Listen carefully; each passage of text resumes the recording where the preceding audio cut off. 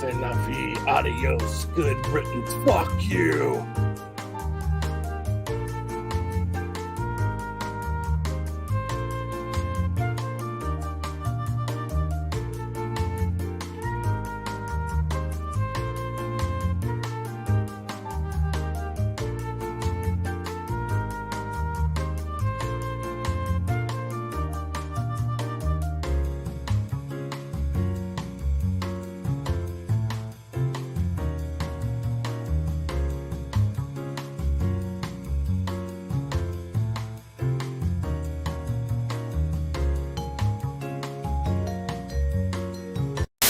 Welcome. It's Saturday night, which means it's time for Saturday Night Special, the sixth best show on Renovision.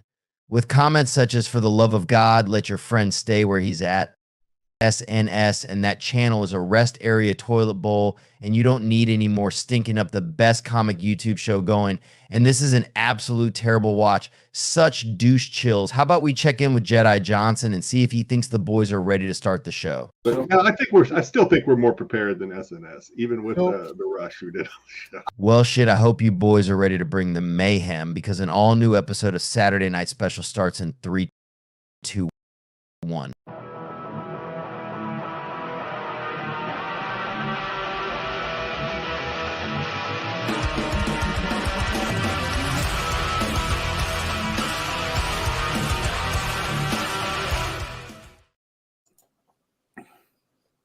That was hot. Here we go. Are we ready? Oh, sorry, guys. We're canceled. Oh. Oh. We can't be canceled before we perform the Magneto musical that I had ChatGPT write for us. Oh, yeah, that's right. I forgot. I don't know if this is the right music for it, though. Maybe it should be more like music from the elevator. I would not expect anything less than Marco knows hookers. Does anybody find that as a surprise? Like he knows them personally, or he knows like about them? hookers? Of them. I know. He knows where to find them. He knows male hookers. Well, before we get started tonight, I was given a document. Whoa. Am I super loud? Oh, holy shit. Holy cow. Oh, shit. Hold on. Let me Sounds like you're yelling into the microphone. let me fix my gain then. Hold on. This is my brother Is that better? who was choked out by a hot princess, and I was always jealous better. that he didn't need glasses. Okay. My kid must have been messing with my gains. Sure. All right. So before we start tonight, I was given a document by HR that we are to read. We love that you guys join us every Saturday night and give us an opportunity to entertain you. But if you're here just to take screenshots and clips to send to other people, then take this time to show yourself out, because we're not about that in this community. This show isn't for everyone, and not everyone is cut out to do this. We are 4 dudes here to have a good time, crack some jokes, talk comics and anime, and look at cool cars and hot chicks, all while having a good time and hopefully entertaining you. This show isn't about the drama. We never talk about drama unless someone in the chat asks about something.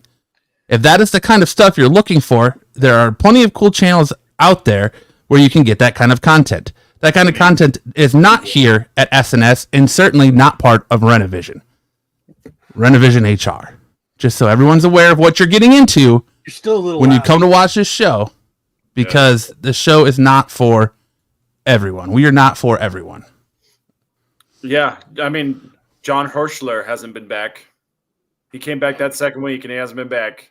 So clearly, we weren't his cup of tea. Hey, Kyle, I got the books you sent me yesterday. Some great stuff, thanks, and no dent for the sweet. So Nice. I conducted an experiment, and I used Buffy and Tyson. I sent them books in a Gemini mailer. Pigs, huh? Yeah, I sent them Guinea- books in a guinea Gemini pigs. mailer, and I taped one of the SNS buttons to the top of the book before I closed the the cardboard flaps and sent it off, and I was going to see if it was if it dented it. Who made this lame ass speech? Tyson just unsubscribed. You know, here's the truth about this channel is we are the things that people are talking about. Right? Those other channels, they talk about what's going on here. We're not there talking about what other channels are doing. We do the stuff and then they talk about it.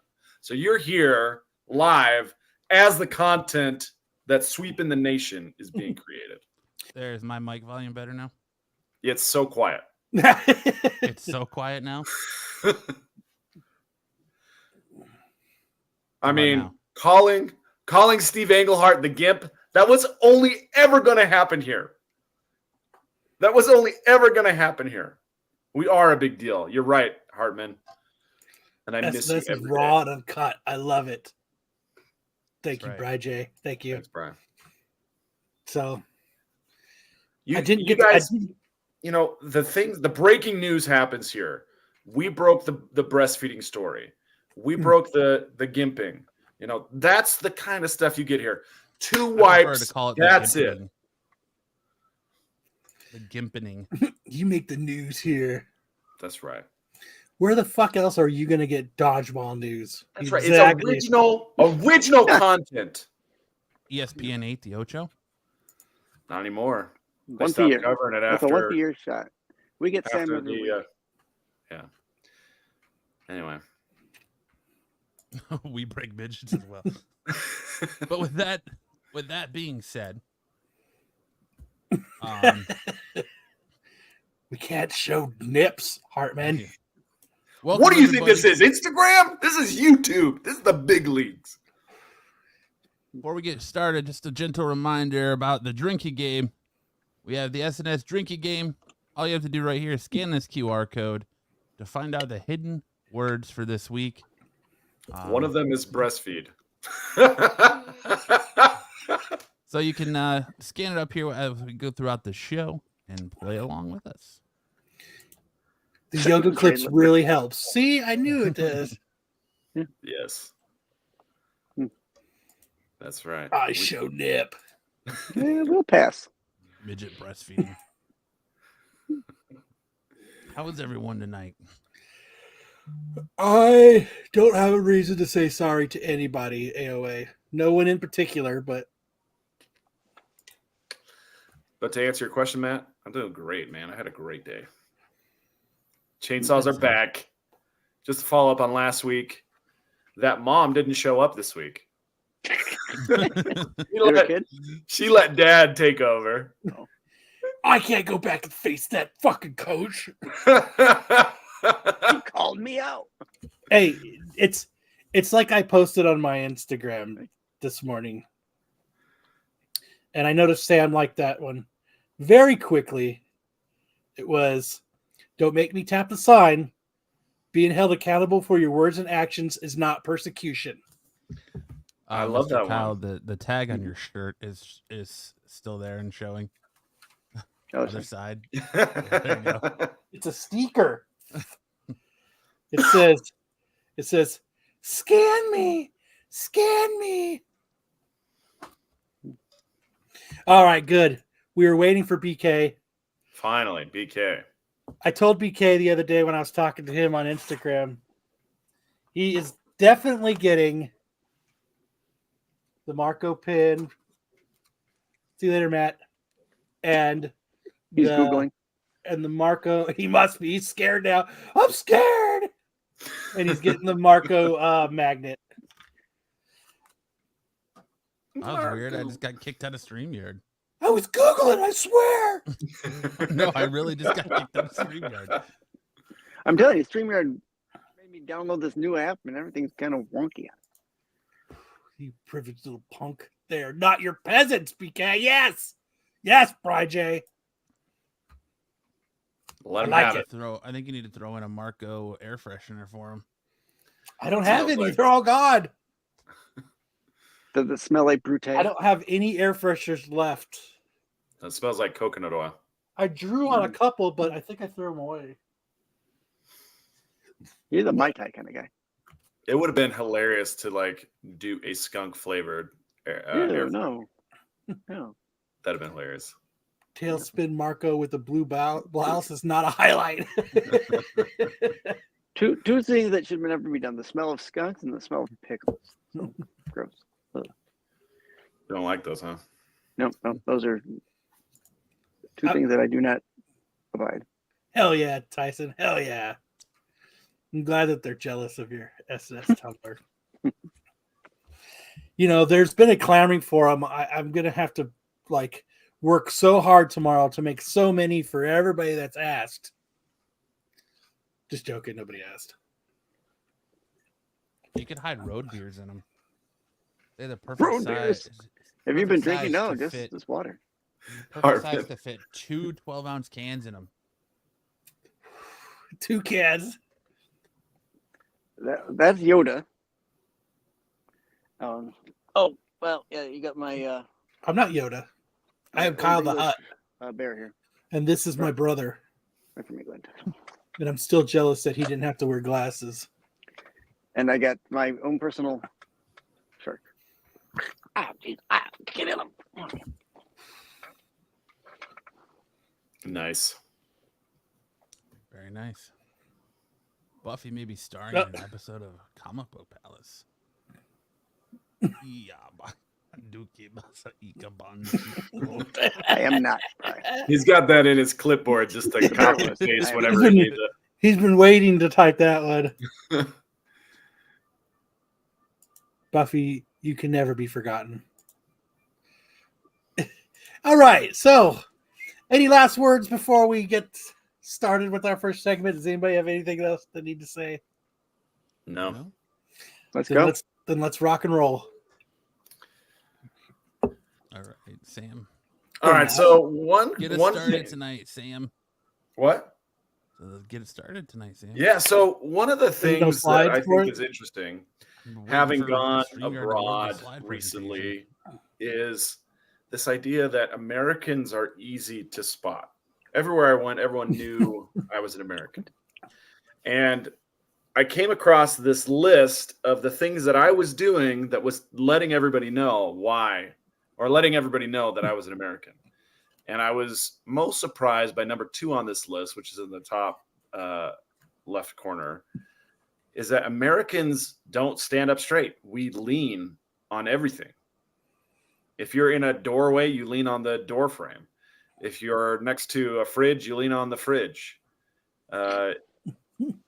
It's just like it's one of the most American mannerisms that there is to lean up against something. You know why that is, Sam? Why is that? Because here in America, we're overworked, underpaid, and tired. That's probably true. There were a lot of things on the list about work. One of them was eating while you walk on your way back to work. So your lunch break is so short that you have to eat and walk at the same time. Number 7 was ice. We want ice in our drinks all the time. Yep. When I was in Italy, I had to learn the word for ice because they don't serve ice at all. It's Coke Zero and it's warm. It's like, can we not have a cold drink? Oh, baby. And then the last one I wanted to point out was a smile, for being friendly and encouraging, even to stranger, being friendly all the time. Everyone in Europe is so grouchy all the time. Like they walk around stoic and unhappy. And so my question to the panel is that if you had to disguise your identity, what is the one thing? I'm kind of hard to disguise since I look What's like the John one Hutt. thing? What's the one, like your Face Off? You're John Travolta, Nicolas Cage in Face Off. What's the one thing you would do that would give you away? I would put a huge cucumber in my pants. Okay, is that something you cannot help but do? Yes. That's something you can't help doing. You walk around with a cucumber in your pants all the time. If I'm in Europe, that's what I'm doing. That's a hell of a disguise. It distracts people from so that they don't notice I'm fat. See? Okay. All right. That's a strange example, but we'll roll with it. You got to have that guy's big waist dick size, but I energy. cannot stop looking at his crotch. I know he's fat, but fucking look at that fucking crank on him. Man, that guy's fat. You must be talking about that dick right there, because that outline is huge. That's like one big dick. That's the chat roulette Kermit. You have the chat roulette Kermit dick. Yes. Says It's- how we cross our legs when sitting is different too. Euros go knee over knee, and Americans put their foot on one of their knees. That's true. That is true. They do both. Americans are disgusting. What about you, Matt? What is the one thing that you can't help but do? Kyle cannot help but put cucumbers in his pants. Now I'm just happy to be in Europe. I don't know. I've never Bitch been to about the Europe, so portions. I don't know. Yeah, that. Or how bland the food I never is. did that. Why the fuck are these portions so small in Europe? Because the portions are smaller. That is Fart. true. Yeah, can't help but fart. Fart. Bitch about the portions. How bland the food is. Actually, I think the food is way better Ask there. for a cold beer because apparently you in can get a England beer. beer isn't cold. They serve it warm.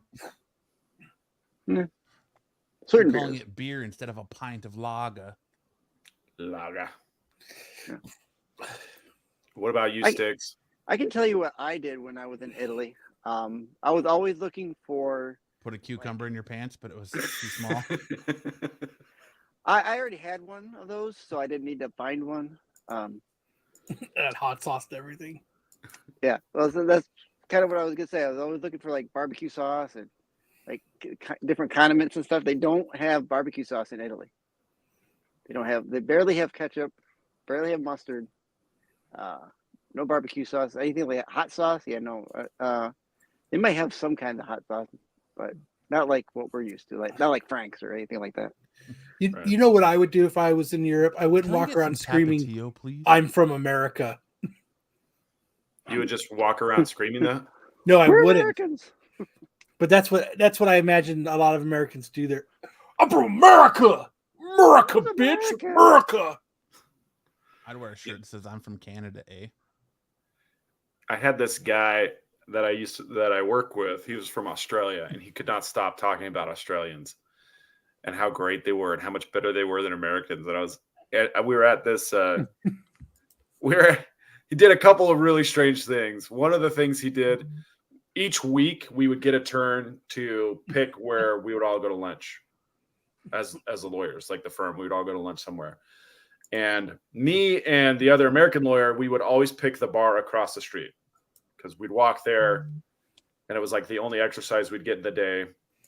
Walk across the street, get a burger. You'll be fine. He always picked the most frou-frou, hippy-dippy places possible. They were always vegan. There was one called Flower Child. Never had been to a place called Flower Child. And they were serving like squash blossoms and Daffodils. yeah, I was like, is there any meat on this menu? Like, this is not going to cut it for me. What's the closest thing you have to be? And My wife. and then the worst was he's like, let's swim. Let's swim at lunch. What? I was like, what? I'm not going swimming at lunchtime. That's so weird. And he's like, no, it's cool. We'll do like a paper bag lunch. Go get whatever. That way you don't have to eat what I want to eat. And I was like, okay, that part's okay. But I don't want to swim. Just a bunch of guys swimming. I agree with Buffy though. Did you end up going to the beach there? Rich people are dicks. No, we went to a house. It was the house where he lived. He had a pool there. Oh. And he's like, let's go swim. And it was so weird. As soon as we got done swimming, he took his pants off. Like he just took them off. I was like, what the hell? What is this guy? Did this just become a sausage party? Yeah. Would you like to sample the merchandise? He just drops trousers and he's like, He okay. starts going like this. Well, he got his towel out like he was pretending to cover up, and he did not cover up at all. It's just like, I'm going to go inside. I'm going to get away from this guy. Whoa, hey, shouldn't we go out to dinner first? His cucumber fell out. That's what the bag lunch was for. So we made him bite it, reinsert it, and go again. I think he was trying to seduce you, Sam. Yeah, I mean, I Were you the only think one there's a there? fair amount of that going on. Sure. The only one there, Sam? Look at my didgeridoo. Oh snap. Anyway, yeah, people from different countries, they they do things a little differently. And And he said, I'm "Ciao," not and saying- got on his scooter and rode off. then he said, "Ciao." Oh man, no. The one thing I would say is, if you're abroad, like, don't even freaking worry about. Like every time there's somebody here with an accent, nobody ever criticizes them. They just think that that's cool. I was like, well, maybe the same thing works for me over there. Three Rivers said, traveled all over the world for work. Most Americans are optimistic and believe they can accomplish anything. Euros have had the optimism sucked out of them by their socialist states. And that's why America's number one, baby. America! I mean, it's crazy. Like, we've had my wife had a friend and her daughter and staying with us the last week. They're in town from a little small town in England, and just like they never had Mexican food until today, because they don't have that there. Like, I'm like, you don't have Taco Bell or nothing? They're like, no, we don't have Taco Bell. We don't have Mexican food there. So it's just weird. They don't share a like- border with Mexico. That's why. Well, still, but you can get Right? Mexican food anywhere. Like, it's just weird to me. that Can they don't you? have? Can you Well, you would really? think, like, all the chains, like, they've got KFC, they've got McDonald's over there. You'd think they'd have Taco Bell, but they don't. She's like, oh no, the most exciting thing we just got is a Five Guys. I was like, of course, you get the most expensive burger place Right. over there, I don't know if I could take all of them at once. but it's stupid.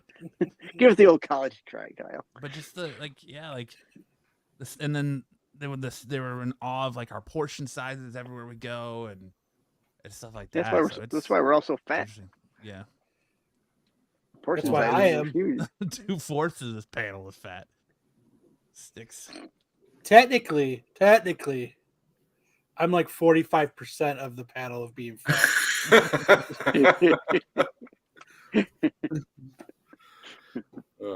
Well, you also It's a bring glandular also bring- problem. You also bring a lot of height too, Kyle. Yeah, you're just big bone, Kyle. Don't worry about it. I'm I'm husky. You're fluffy. You'll grow out of those granimals soon enough. So what if I shop in the husky section of Sears? But Well, there you go. So check it out. See what you're doing. For me, the thing on Face Off that really drives me nuts is when he like runs his fingers down their face. Like, that's the thing. That's the thing that you do. To demand to see the manager after demanding that everyone speak English. Oh man. I demand to Yep. speak. You speak the language I My speak. mom said I wasn't fat, just husky. There you go. pleasantly plump. Yeah. Kind of plump. Brian's not sugarcoating. You're what they call a bear, Kyle. He's not gay. I could still be a bear. I would kill it. I would kill it in the gay bar, though. Look at that bear. Hi, everybody. I'm from America. Bruce would be first in line. So, Hartman. Little Kyle. When are the lactating nips coming asking for a friend? Hartman's done with this discussion. He's ready to move on. Dude, My his doctor said I his swallowed all- logo's hilarious. My doctor said I swallowed a lot of aggression along with a lot of pizzas. I resemble that. I resemble that remark. Yeah. Yes, we measure distance in hours of driving. Yeah. That's because How we're long does it take you? America. Well, it takes me an hour and a half to get there, so probably half of that. That's why I'll never go across the pond. I would. I'd love to. It's fun. Italy was a lot of fun anyway. I can't say I- everywhere was like that. I had fun when I went. So That'll be on the top of my list if I ever get money. I had fun when I went to Mexico and got tequila and fireworks. Nice. Nice. That's as close as I've gone to abroad. Did it end up just being a Circle K? I've It was. illegally entered Canada. Not a big deal. Well, if you're up my way, it's not hard to do. There's a lot of roads that lead right into Canada that aren't a Brewster said, check first stop. in line. Ha, heard that.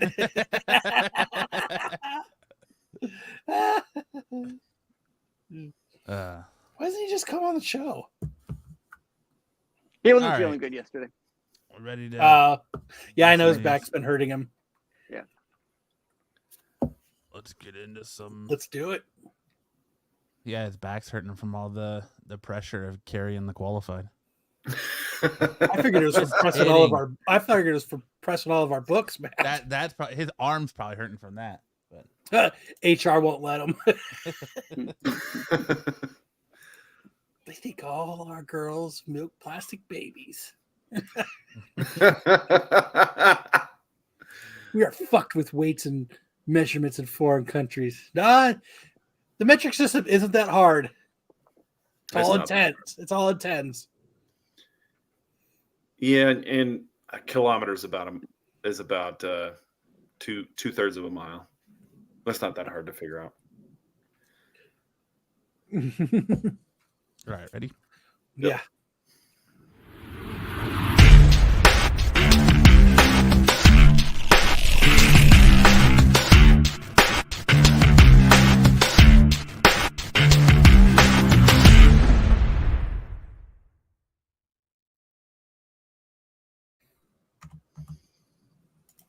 Well done.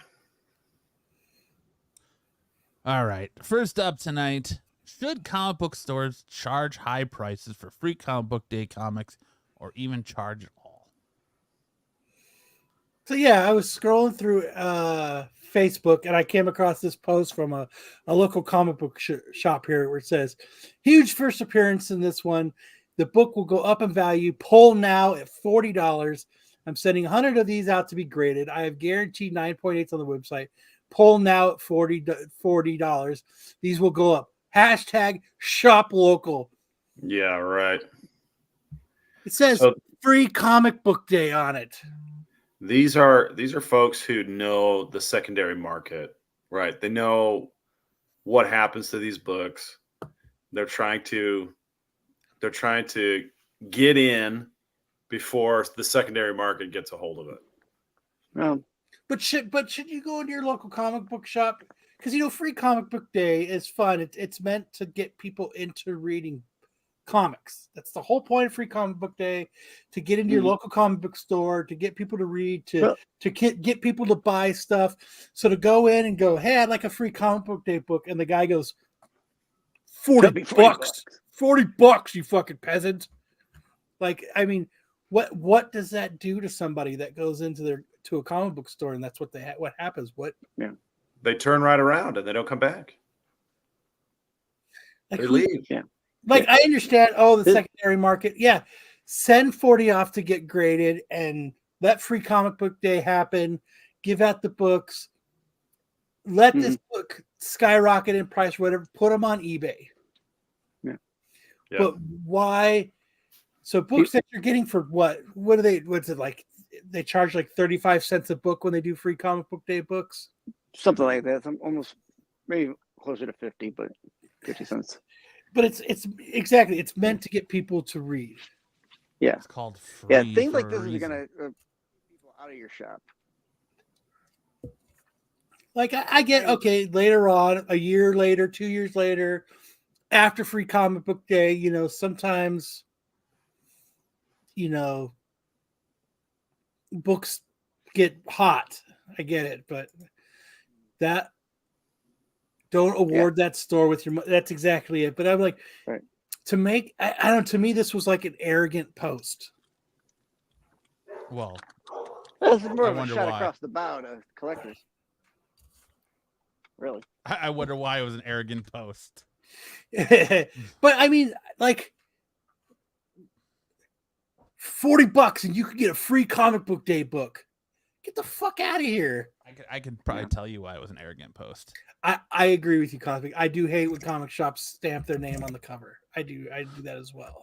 This is why it was an arrogant post. Some put I've actually learned how to saber off fucking bottles of champagne, so I plan on bringing out the saber. That's why it's an arrogant post. If you know, you know. But like that's I think that's shitty to do. Well, yeah, it's a free comic book day book, and who cares if they put first appearances in them? Like, why are you going to charge someone $40 for this? You're charging them a book off the shelf isn't even $40 unless it's ratio on the day it comes out. So why the hell are you going to charge someone $40 for a first appearance of who? Of what? It's not like it's this. Yeah. You don't know what this character is going to do. So you're just going to be arrogant and be like, oh, well, let me, $40. I'm going to send 100 of these off to CGC for guaranteed 9.8s. How can you guarantee a 9.8? You can't. You send 100 and at least 50 will come back. Well, yeah. So you're hoping, but this is just crazy to me, dude. Like, I can understand if this pops off after Free Comic Book Day, because there's been Free Comic Book Days that have popped off. That One Punch Man book that did, Solo Leveling did a couple of weeks ago, and there's been a few others, but and just for a Free Comic Book Day, I book, want a dude, just 9.9. straight out $40 for this first appearance. Huge first appearance. They have plenty of time, really, to order more copies. If let's say especially if they're going to order a copy of like Amazing Spider-Man, there might be something in there. Order enough copies, so you can still give them away and have some on the side to sell after the fact. But you got to get them out free because that's what they're meant to be. Sounds like he's going to be stuck with 100 graded Free Comic Book Day comics. There's there's always Avengers, one X-Men Eternals Free Comic Book Day 1 in 1,000. Hey, who's that fucker that's giving this post a heart? Like, Apparently right? 6 people liked it. Now let me ask you guys, when we have comic books like this where there's a first appearance, how many of them actually do pop off as a percentage? Do you Once think? in a while they'll pop off, but it's usually later. Yeah, it's much later once the character appears in a video game or a movie or a TV show or something like that. Like we show it here every week. We have first appearances every week in comics, and none of them really hit. Like, yeah, what's when the we go last through big one that popped off that I can remember would be Punchline, and she's pretty much non-existent now. But that wasn't in a Free Comic Book Day. No, I No, know. I think I mean, it's Fantastic got to about be Free even Comic Book rarer, Day. right? Even rarer for Free Comic Book Day. But the thing that strikes me here is that he's trying to predict or basically force a market for You're something right, that Bridget. doesn't exist. Bloodline last year. Yeah, but what's it at now? I don't know. I haven't looked. I But forgot yeah, all about it. They do pop off like these first appearance, like Free Comic Book Days, but like Free Comic Book Days not even for what, another month? Yeah, the first week In in May. May. So these The are the next month. upcoming Free Comic Book Day books then. The cautionary tale here is if you get a reputation for being greedy, trying to cash in on a Free Comic Book Day hype that may never materialize, what have you sacrificed your reputation for? I mean, we do every once in a while, we do the Fire and Ice, right? Where we look back just a year to see what happened to the Hot 10 a year ago.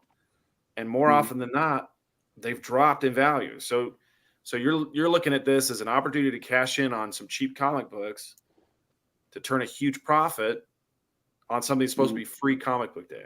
Yeah. But I mean, Buffy makes a great point. If it's a huge appearance that hasn't happened yet, how can it be huge? Exactly. You're taking a big old risk with your reputation.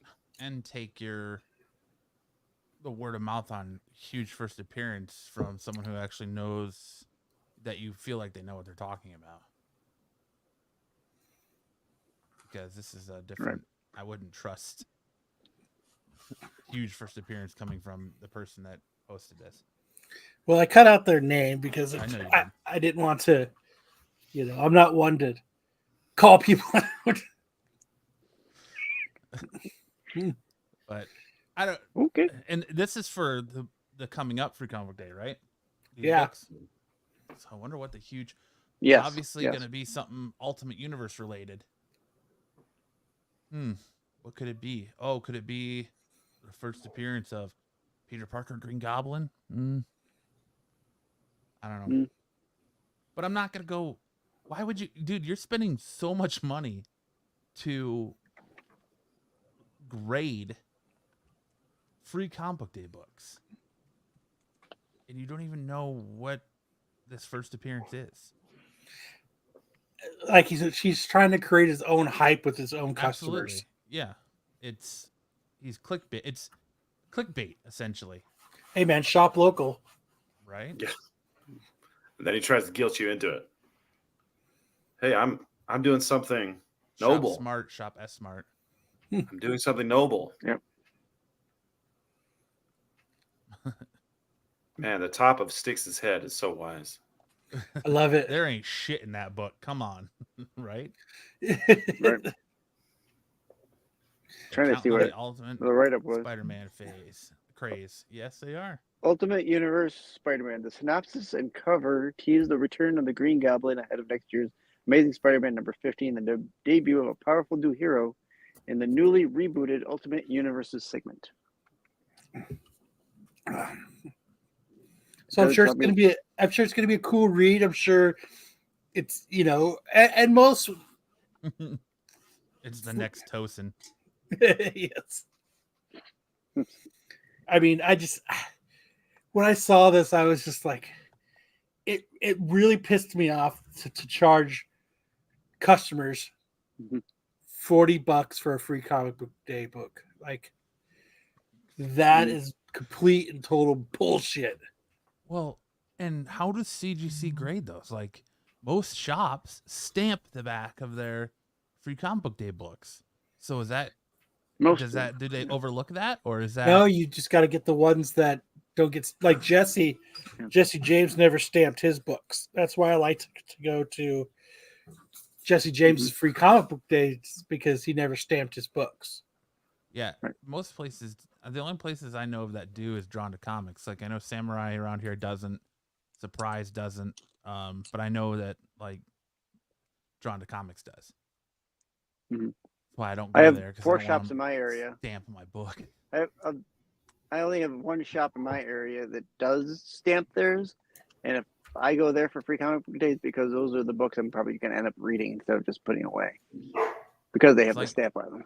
It's like the comic book creator that you want to get a signature for and get a certificate of authenticity, and they want to put a sticker right on your book next to their signature instead of a little card. Oh, one of those foil stickers?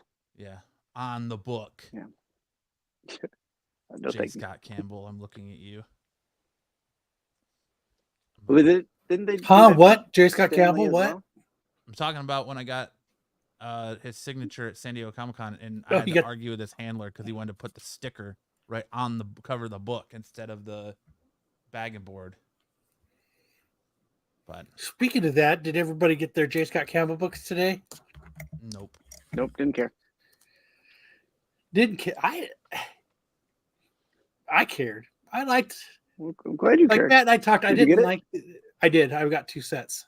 There you go. I'd rather spend $90 buying books from you than they weren't $90 though.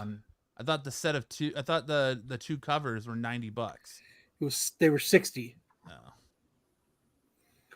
But I also had that J. Scott Campbell VIP code. Oh, yeah. So I think they were less. They were like 55 or something for the 2. So you see, Matt, the books you bought from him went towards getting J. Scott Campbell books. No, they didn't. That's all the separate. They went to go buy a Jabba the Hutt shirt. Yeah, I know. I was hounding Tyson. All right, you ready? 2 hours. All right, 2 hours. All right, you ready? 1 hour. 30 minutes. All right, 15 minutes. Like, For what? because I was so pissed that I missed the one from last week. Oh, I was like, The I'm definitely not J- missing the this week. JTC one. Yeah. Yeah. 2 minutes. I went 2 minutes, 1 minute, 30 seconds. All right, Tyson, start hitting refresh. You should have did that live on the air. They're still available. They're not even sold out. They're not. No. See, like the books last week were sold out when I went on like 45 minutes later to get them. Yeah, I could buy a set right now of signed or unsigned A and B. Oh, so it's the signed that are $90. Yeah. A set of A and B right now. $15 each for his signature. That's actually kind of cheap. Yep. There's still the one time that I stay up and I don't wait, they're not sold out. But oh well, like Dude. so are the you signed are you on the site signed right books now? are sold out. Yeah, I'm on right now. Look at Wolverine's leg and the one where he's in his underwear, dude. It looks like his fucking schlong where he drew his muscles. It looks like his schlong's falling out the side of the underwear. Him. Look This at one that. right here. Yeah. On Wolverine. Dude. Right Look at here. his He's fucking got a schlong. cucumber. He's got an elephant trunk hanging out down there. He's got his It- fonts. The signed books are sold out. Just remember, he's the best at what he does. Cover A sold out.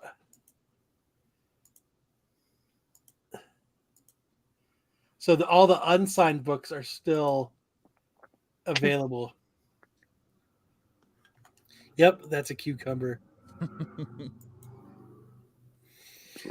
So like I didn't go for the signed books. What I'm gonna, like I was telling Tyson, what I'm gonna do is I'm gonna wait, and when he does a signing at CGC, I'm just gonna send one of the think books in. I think they just announced one too. I think I got an email a couple days ago about one. I can't help it, Buffy. It's just in your face. Let's see, news.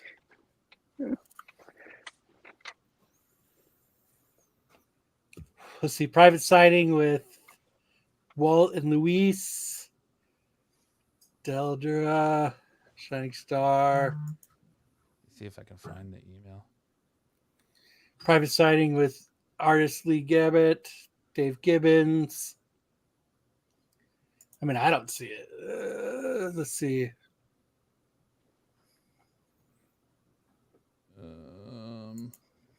Yes, I would watch Bri. I would. Let's see. Comic I Origins. swore I got an email about a signing with Jason All right. Campbell. All right, Lance. What? Whatever you say, Lance.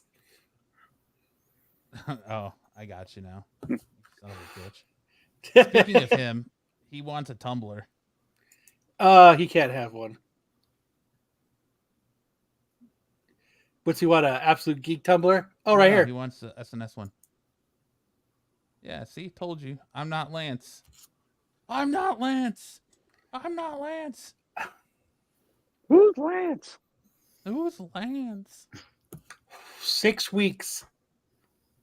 6 weeks you haven't spoken to Lance? All right. See, Tyson? I'm setting. When is the signing, though? October 20th. Cool. Yeah, So you that's got plenty of time. Plenty of time. That book doesn't even come out till next month. May 1st. They'll want your stuff in before. They Go give ahead you in a June. they give you a date Jesus, that they have to be in. $100 per item For what? for the CGC in-house private signing See, that's fee for J. Scott Campbell is $100 per item. That includes J. Scott Campbell's signature, $40. Oh, it's for everything. Okay, that's not terrible then. Well, Well, I was like, you're hold on. $100 I have to for Google. your I was gonna say $100 for your signature, but 40 is still like I don't even think he charges at cons, so 40 is still crazy. Let's see. That, Okay. that $15 per So- book for this drop. He Sounds might pretty be good now right though, about now. because You've got Sunday, October 20th. Whatnot has got people who like fucking Kevin Eastman used to never charge for comics or remarks, and now because of fucking Whatnot, he does. So No, it's not because of Whatnot. A lot of artists and writers started charging a long time ago because of their friend eBay. well that, but like Eastman Well, always Kurt- did a turtle remark for free, and now because he does signings with Whatnot and they can capitalize on the remark, he'll no longer do a turtle remark on your book unless you pay extra for it. I think that happened with CGC, not Whatnot. I think he had done one for CGC, and then they charged for this. What I see has happened at a lot of cons is if you don't walk up with a witness to witness their signatures, the charge is usually nominal. But if it's a CGC, if it's getting CGC witnessed or CBCS witnessed, it's more expensive. But now This is it- my is buddy that Gary. even- He's not a witness. now with CGC and CBCS both offering signature verification, do you even go through the extra process? You of can't getting even a witness? send your books in right now to I get. know, well, for CGC. CGC, right? But you still can for CBCS. Yeah, But dude, I would love to get Steve Englehart to sign one of my books, The Gimp. How much money do you think it would take to get him to do that? That would be the highlight of my collection. What's your name, Well, son? you can you could put on the probably GIMP? you could probably phrase He's it a and be gimp. like, "Yeah, what's your name? The Gimp? Can you please sign it to your friend, the Gimp?" Well, I'm not the Gimp. He's a gimp. He's the Gimp. Yeah, you gotta trick him. Otherwise, you're gonna know who you are. Since you That's brought good, up I got signatures, that. Matt, were you pissed watching your goat being manhandled by signing your book? My goat. I J. don't know Scott what you're Campbell? talking about, Brad J. Who's your greatest of all time? It's definitely not J. Scott Campbell. I don't know what goat you're talking about. Zed's dead, baby. Zed's dead. Manhandle my book. Oh, Stan Lee? He didn't really manhandle my book. It was more so like It was more He was- like he. he's essentially dead and they just dropped. It was like a Weekend at Bernie's situation. He dropped his hand on the table and then he just wrote and away you went. It's not like some of these guys like that you hand them the book and they start bending it and looking it all over and it's like, oh, dude, you're killing me. I don't remember have when very I many- drove this book. So what I think it is, it's $100 total, and that's him to sign it. That's it being, and then that's it being graded. It's $100 for signature and grading, which is still weird because it's not that much to get a book graded there. I would never send it to CGC to get signed. It was Bob Layton that did that to you, right, Kyle? That took your fucking book and was bending all up and No, what Then- Bob Layton did was he didn't give me my change back. well, yeah, I know that. So he was charging like, what was he charging? Like $15 for signatures. So I gave him a 20, and he just fucking put that shit in his pocket, signed it, and was all being a dick and grumpy, and didn't give me my change back. I don't quite have as many con run-ins with creators as Kyle does. I don't know how it happens though. Like I've talked I- about on the show many times. I don't know how it happens. Like I'm not a dick. Like Matt's been to a lot of cons with me, and he stood in line and has got a lot of books signed with me. I'm not a dick to any of these creators and writers and artists. And I'm really not. I think And we all my know man- what I'm it the is, though. customer. You'll do what I want. Kyle, Well, we know what it is. Bruce It's Campbell like- was Sorry, Brian J. Bruce Campbell was different. we know what it is, Kyle. It's not that you're a dick. It's that you're slanging a cucumber dick in your I think pants. I think a lot of these creators We get intimidated by the have cucumber. something against fat people. And so when I walk up and I'm fat, they get 90%. aggravated with me because I don't work out or something. I'm not sure. Most mean, of the clientele at a con is overweight. Sticks is Honestly, like, I've had more problems with handlers That than I ain't it. have the Pick talent something else. themselves. Like the J. Scott Campbell one where it wouldn't sign my book unless they could put the sticker on the book. And I said, fuck that. And then J. Scott Campbell himself was like, I'll give you double signature. I'll sign the board on your bagging board and you can put the sticker on that. Sweet. Problem solved. You know, but then Stanley's, well, that one was more old Todd father just showing up and taking Stan and walking away. But I don't have quite as many issues as Kyle. And I don't know how. I don't do anything. I really don't. Come back here with my stand. It's called legend tax. Kyle has to deal with it. I get it. But like, He probably had a sign on. Maybe he had a sign on the desk. I do not make change. Heyo. Get that double Big Mac. I know this morning I was talking to Bruce before I left work because it's a 3-hour difference. And he was showing off some bomb ass breakfast. Those the sausage wrapped in like the blueberry pancake things you put in the microwave. Mm-hmm. Yeah. He was showing those off, and I was like, "Fucker!" I had a small salad with a little bit of tuna on it. That's what I had ate. You had a tuna and salad? Yeah, I had a small salad with like a scoop of tuna on it. That was very appetizing. That was my lunch. Not. What, salad and tuna or the tuna? Well, I don't mind tuna. I like tuna sandwich. That's a lost art. Tuna fish sandwich is a lost art. I call it the lonely guy. Tuna fish sandwich and a beer at a bowling alley. The lonely guy. That's the lonely guy combo. Yep. If you're eating a tuna fish sandwich and drinking beer, you want to be left alone. But I mean, the only real the only like creator issue I had is when Kirkman called me a dick. Well, that's because I told him to. Picture taken with him, yeah. I told him to call you a dick. So really, your issues are all stemmed from Kyle. Yeah. What the hell? Kyle's been the problem all along. That's what I've heard lately. Yeah, son of a bitch. That is in the rumor mill right now. I am the problem. Just keep circling. But I really I've said it before. I really haven't I'm nice to people. Unless you really go out of your way to be a dick, I'm actually pretty nice to people. Three Rivers, I say yay. I say yay. You give them their flowers, just like Tony Moore when he was like, I had nothing to do with this. Yeah, but without you, there wouldn't be 100 issues of Walking Dead. All right, yeah, you're right. Cool.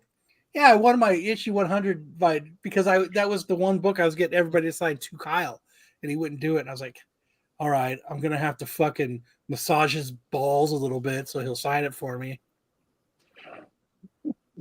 When Kyle's goes, you had to take him to the Goon Cave. Customer, I had to take him to the Goon Cave. Well, Bruce Campbell was being a dick. That's a whole different story. I agree with that.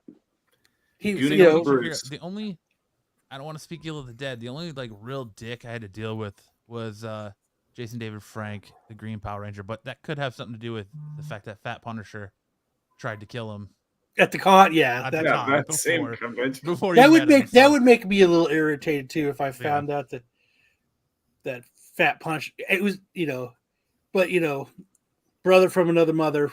Us fat people have to stand together. Only in Phoenix, Fat Punisher. If I would drop to my knees, he would have lightened up. Probably. Well, you have to have the hair tie, right? Pull your hair back. Yeah, pull my hair back, and then I'll just grab the remote and walk away. So, but you really, I mean, as much as we like to joke about it, you really haven't had that many problems. What? Rob Liefeld, Bob Layton, Bruce Campbell. The fact that list is longer than one is amazing right? To me. Oh well, Kyle had to go Google real quick. All right, moving on. Let me get rid of this. I ain't too proud to beg. Whoops. This. Deadpool and Wolverine director addresses the intrigue of Taylor Swift cameo rumors. During an interview with ET Online at CinemaCon, director Sean Levy addressed the rumors again and played coy when Taylor Swift was brought up. I can't even believe that you would dare ask me a question that you know I can't answer. You know I can't answer. All of America knows I can't answer that, the director replied. He continued, I will say, as I said earlier here at CinemaCon, the, here we go. I can't. I don't Everybody drink. Prolific. do it on purpose. Proliferation. The Proliferation. proliferation of rumors about who is and isn't in this movie is fabulous because no one will ever know the truth until July 26th. When pushing about Swift, he continued, that is hardly confirmed nor denied in this interview. I'm going to literally walk about of the frame and save myself. Otherwise, Ryan's taking a hit out on me. Speaking about hanging out with Swift at an NFL game last year, he replied, all that's known is that I went to a football game and those hours were well documented, and that's all I'm going to say, he said. What can I say? I think intrigue is fun. Taylor Swift's in this movie. I think that pretty much just fucking No one solidifies reads the it. news like Matt. Yeah. Let's do it live! Solidifies that Taylor Swift's in this movie. Movie's gonna be garbage. It's gonna He's be gotta like the Google Joker something. Part 2. You had to Google something. Oh, Matt's googling. No, I just had to blow my nose real quick. I want to show boogers flying on my nose. Yeah, no on boogers screen. on stream. Matt's sitting there going on his keyboard. Hey Sam, have you seen Civil War yet? No. You should go check it out. Pass. Did you like it? Yeah, I liked it a lot actually. Would you say better or worse than Captain Marvel? No. Well, do you like 9.8. do you like A24 movies? Some of them, not all of them. It The was better than where Captain the Marvel, whole yeah. town of men was all the same guy. That was so weird. What the fuck is an A24 movie? It's like an indie movie studio. They do a lot of more indie Yeah. movies. I don't watch movies to think. I watch movies to fucking relax. Yeah, And some get of them are pumped good. I would say I have enjoyed some of them, and some of them are just bizarre. So just saying that it's A24 doesn't bring it home for me. Three Rivers says, I think the general feeling is moving to her being Lady Deadpool instead of Dazzler. That was her costume in the original Halloween photo that started the whole thing. I think his wife's going to be Lady Deadpool. I think Blake Lively. What the Damn. fuck? Who's killing cats? Is Is that a ghost? fan? I don't know. Are those the ghosts in your house, Kyle? I guess the cat's supposed to be getting it on. Jeez. Dude, I think that's the Wow. ghost in your house, Yeah. Kyle. I still think this new Deadpool movie is gonna be fucking garbage. Get out. Yeah, Swiss Army Man was A24. So was Everything Everywhere All at Once, right? I believe so. So yeah, a lot of them are good, but I wouldn't say across the board they're good. Sticks, this is random, but did you ever go to Studio 54? Thumbs up and thumbs down. Don't confirm or deny, Sticks. That's don't keep the mystery alive. Take a page out of Sean Levy's playbook. Something I'm super stoked about. Former DCEU boss to produce R-rated Ninja Turtles movie. The Heroes in a Half Shell are getting a new live-action movie, but this one will be much more mature than previous Teenage Mutant Ninja Turtles movies. It's been announced that a new film is in the works based on the TMNT The Last Ronin and will come with a rating reflecting its more adult content.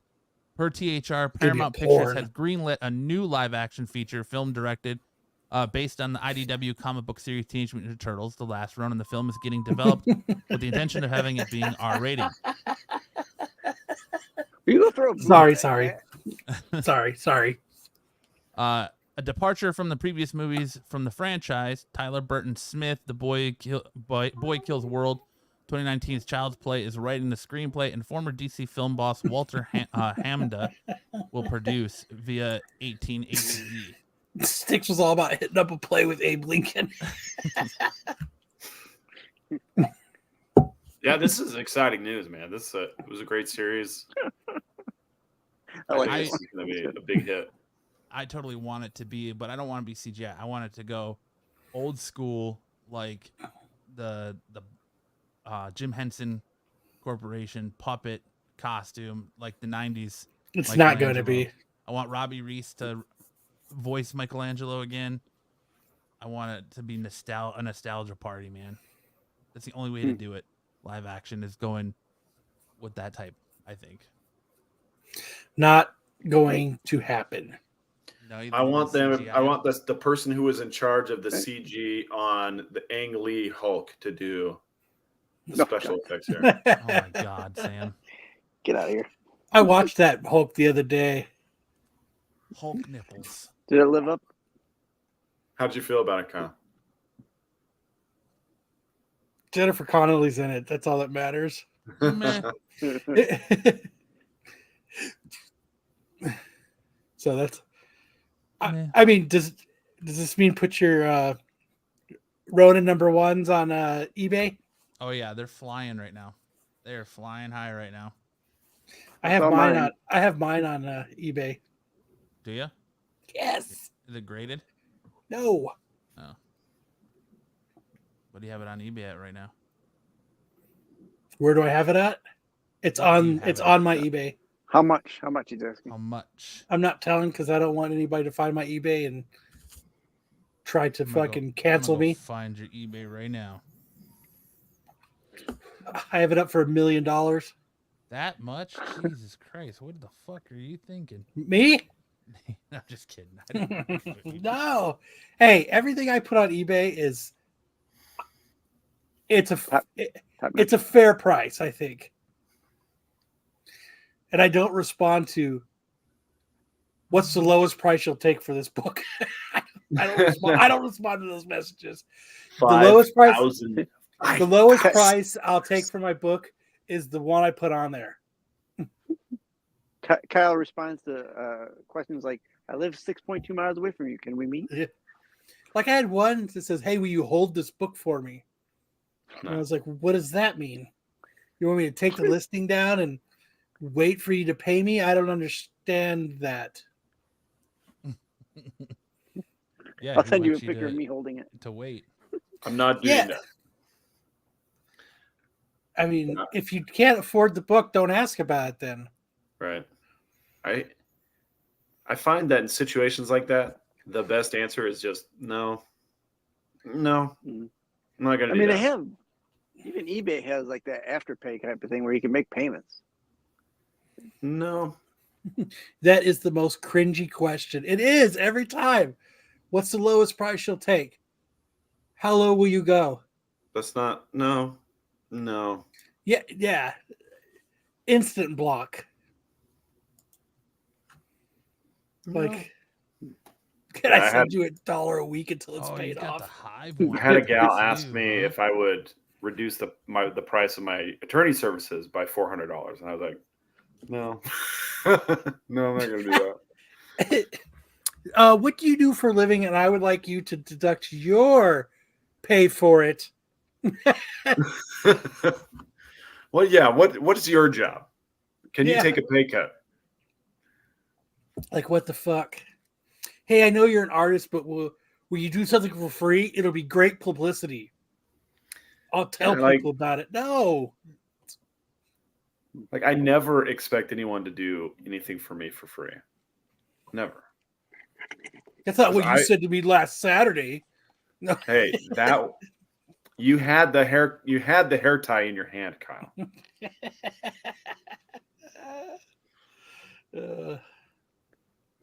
Damn, you put the hive one up there too, huh? Damn it, Kyle! It's hard out here for a pimp. It is, man. Like, come on, man. Don't. At least shoot me an offer. Like I had one book up, and the offers I was getting was so ridiculous. I just pulled the book. Like, no, I'm not going to give you that book for $150. No.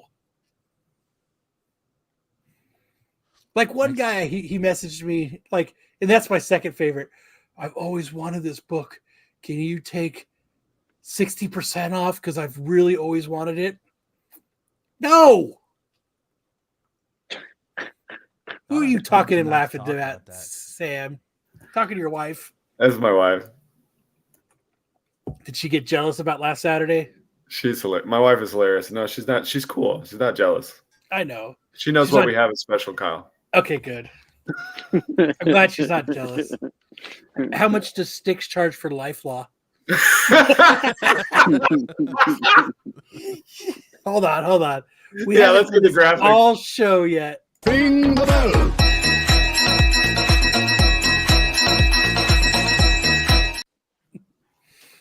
Wait, where's the graphic? Where's the lifelog graphic? Oh, Don't we have a fuck. lifelog graphic? He put it Oh. up. It's in our chat. It's in the chat. Matt can pull it up real quick. Yeah.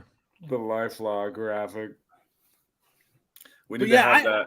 I saw the announcement. I put it up because has why anyone not? bought it? Fuck no. But you know what? It's the Hive one too, man. It is. The beautiful one. Dude, that's one of my favorite covers of a comic book is the Hive Comics one. Like IGN used that as their pick that they used to talk about this movie.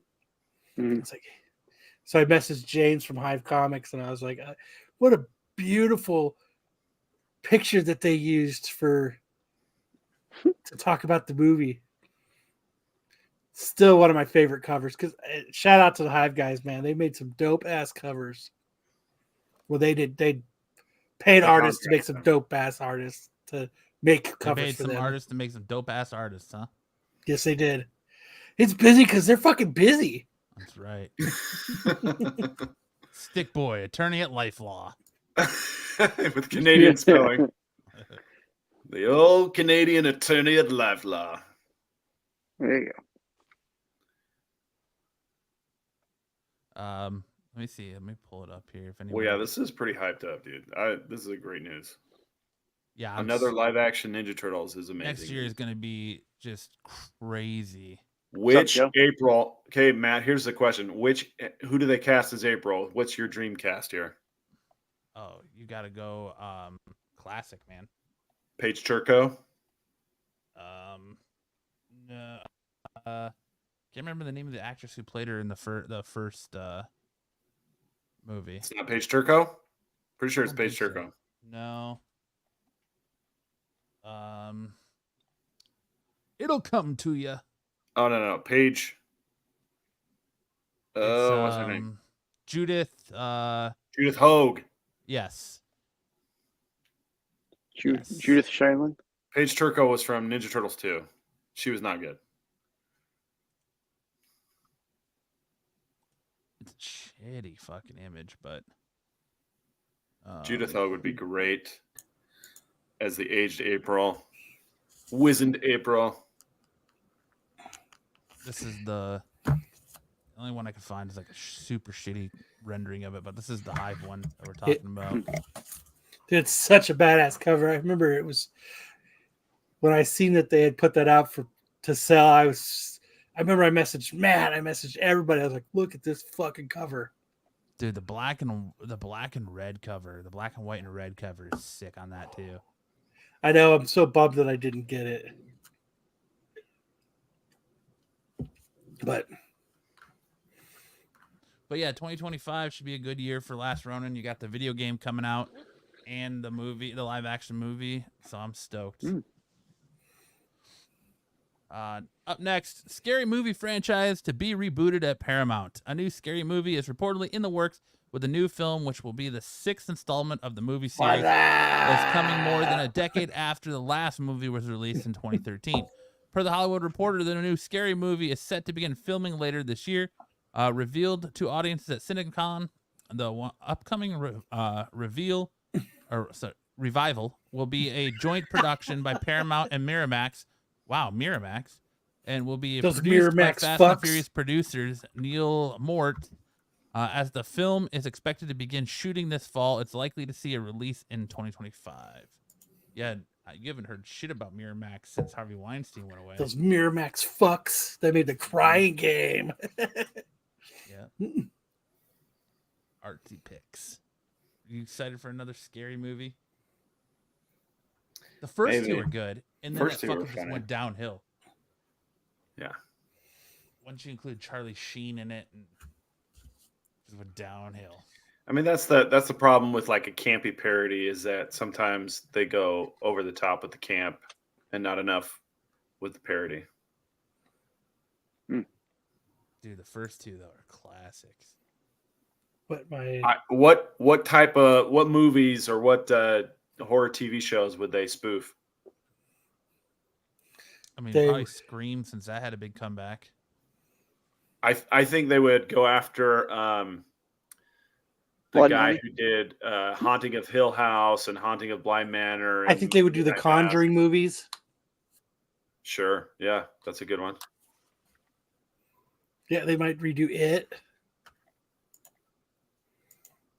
So like my last Ronin book, a lot of people are looking at it, a lot of people are watching it, but motherfuckers ain't buying it. Give it time. It'll come to you. Same thing with my They'll spoof my- reaction channels. Five Nights at Freddy's. Would they do Five Nights at Freddy's?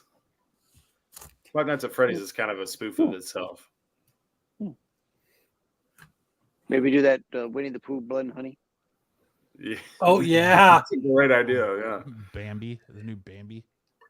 Yeah. Anything that's Is there a Popeye one coming out? not a too? copyright.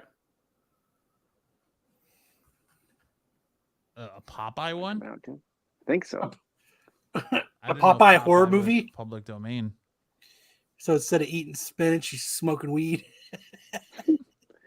Eating the devil's lettuce. Someone has to. They would basically be. They could also just spoof rebooting franchises, right? There's enough like rebooted franchises that they could spoof that too. It's raw, sir. Oh, What if baby, they're- I like it raw. Since it's not original, though, are they content thieves? Hey, Hey-oh. You're allowed to parody things, though, aren't you? sure. Yeah. Yeah. Yeah. It's just got to be a one-off. I mean, like even like with like Weird Al, like he really didn't need permission to spoof it, but he did anyway. Yeah, because he wanted to have a relationship with the artists who he was spoofing. And I'm pretty sure he gave them royalties. I would think he did. This has nothing to do with what we're talking about. I just thought of it. To people who sell books and stuff, I was buying more Gemini mailers off of Amazon, and Gemini makes CGC size mailers. Would you send a book, a CGC book, via a Gemini mailer size? I probably would buy one in there and then put it into another box. So that's exactly what I did. I bought, which I think I bought 10 just to check them out. Mhm. And it's kind of cool because, like, the Gemini mailers you have to tape. Right. But the CGC ones, they actually have that strip that you pull away, like on the USPS mailers, where it's got the sticky things and you do it. But that's what I was going to do with them. So instead of like bubble wrapping, because what I do when I ship books out that are graded, I'll wrap it a couple times in bubble wrap, and then all the corners of the book, I take bubble wrap and I roll it up and then tape it all around the book so that so that if it sits in the box tight, but it's if anything hits it, there's a nice bubble wrap buffer. Yeah. But I was like, who would ship? Yeah, I would use it as a container, but not the way to ship it, You could also put it, take them and put them in like a bubble, like get a bigger bubble mailer to slide it into, and It's then better than the fucking book I got off eBay the other day that fucking it came with no bag, no fucking board in it, and it came between two pieces of two slices cardboard of from a bread. cereal box. Are you Shoved in serious? yeah, shoved in a fucking Frosted bubble Flakes? mailer, sent media mail. Oh, I hate media mail because there's always a chance that you're going to get charged the difference. And then when I opened it, the corner of the book was hanging out of the two pieces of cereal box, and I was like, "Well, hopefully that just happened when I was bringing it in, because thankfully it didn't get damaged." Well, like Buffy and Tyson, I mean, I've sent them books.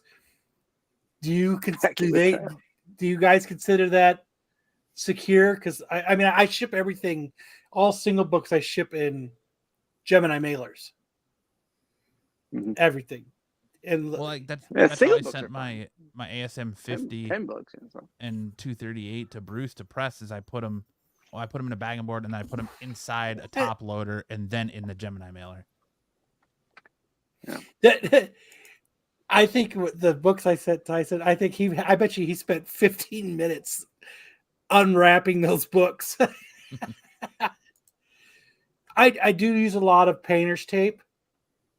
When I package books and stuff. But I always try to ship books. This has always been my shipping books philosophy is I'm going to ship the book like I would like to see it come. Overkill is better than between two cereal box. Yeah. Or cardboards, you know what I mean? Like, or just in a manila envelope. Yeah, you have done a great job since one package took several trips across the country. But hey, I have a screenshot on my desktop now of Tyson's address.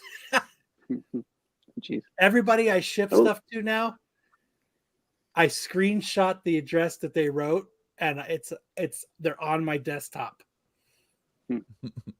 Terry says I would avoid a packing with Kyle show like the plague. Overkill is underrated. I think I package books well. I mean, but other people might not think so. Up next. Oh, go ahead, Kyle. Nothing. It doesn't matter. No, go ahead. Go ahead. Finish. He forgot already. Let's go. Yeah. I'm going to have to hold on.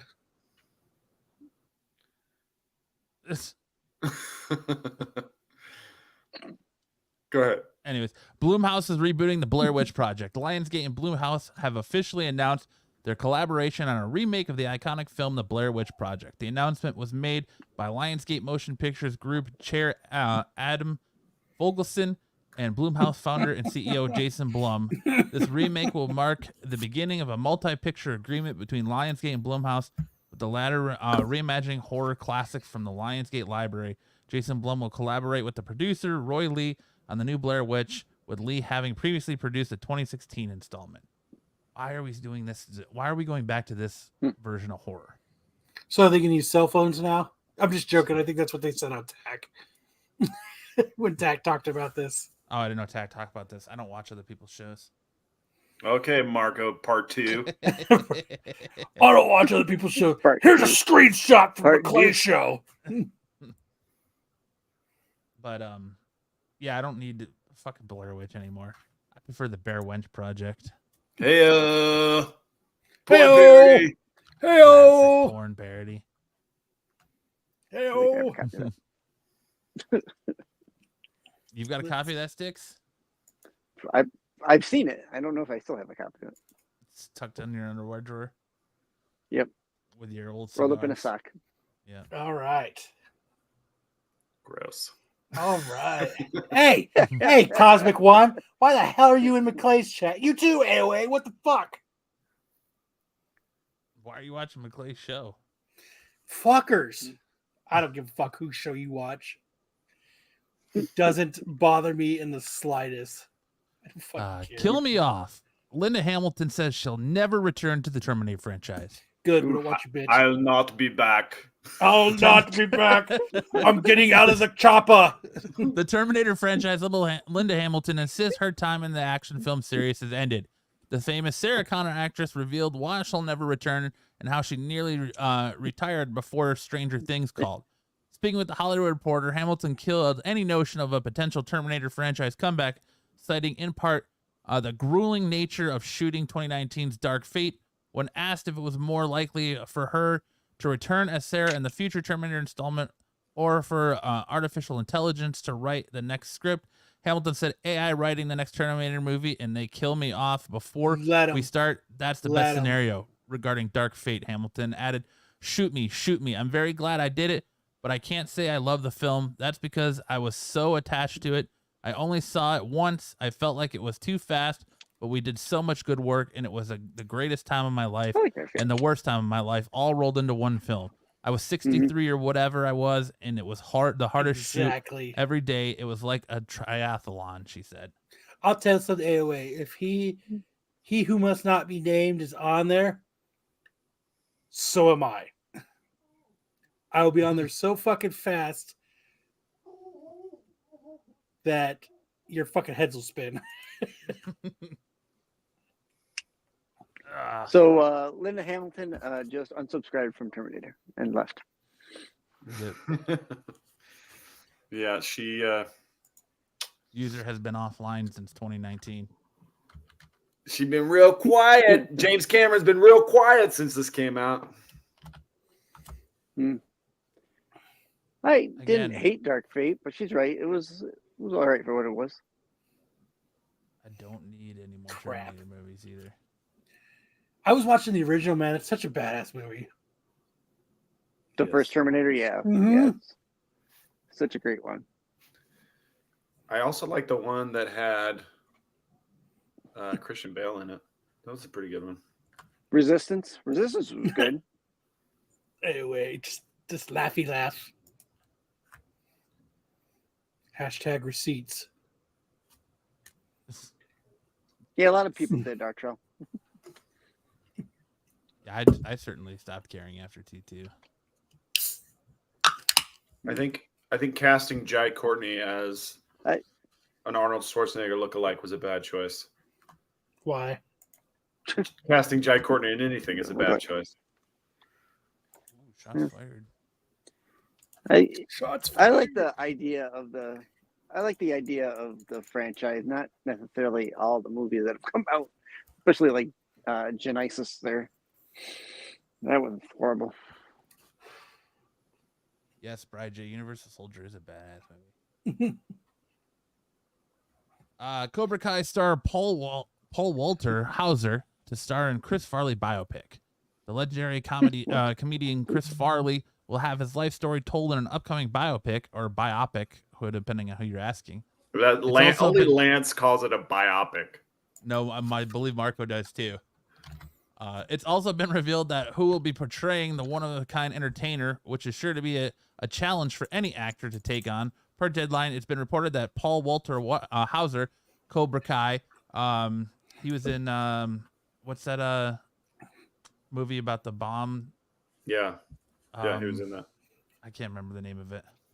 The Bomb. No. It's a movie about the bomb. It's directed by Clint Eastwood. Oppenheimer? No. Yeah, anyways, I can't remember it. Is attached to star in the biopic for Farley, written by Scott Nostadater and Michael H. Weber. It's called Richard Jewell. Artist. Yeah, Richard Jewell, thank you. Yeah. The Fault in Our Stars. The film is dubbed The Chris Farley Show, a biography in 3 acts. Josh Gad is also on board to direct. Fucking Josh Gad. While Saturday Night Live, Lorne Michaels will be producing via his Broadway video banner. The project is currently getting shopped and doesn't have any distributor. Do you need to go kick some butt, Kyle? Nope, not yet. What if he's going to buy a little coat to prepare for the role? Fat guy in a little coat. Why wouldn't you just ask his brother to do it? Yeah, because they look. I mean, I asked my brother to be in Star Wars.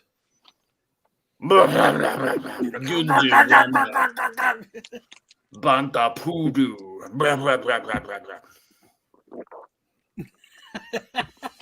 Jesus Christ.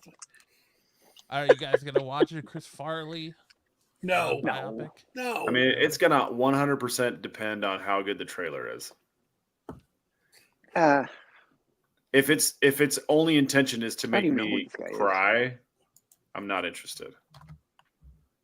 I want to laugh like Chris Farley made me laugh. What part does this guy play in Cobra Kai? He's I don't He's Stingray. remember him. Yeah. He's a fat martial arts adult. Yeah, he's fucking Stingray, man. Stingray.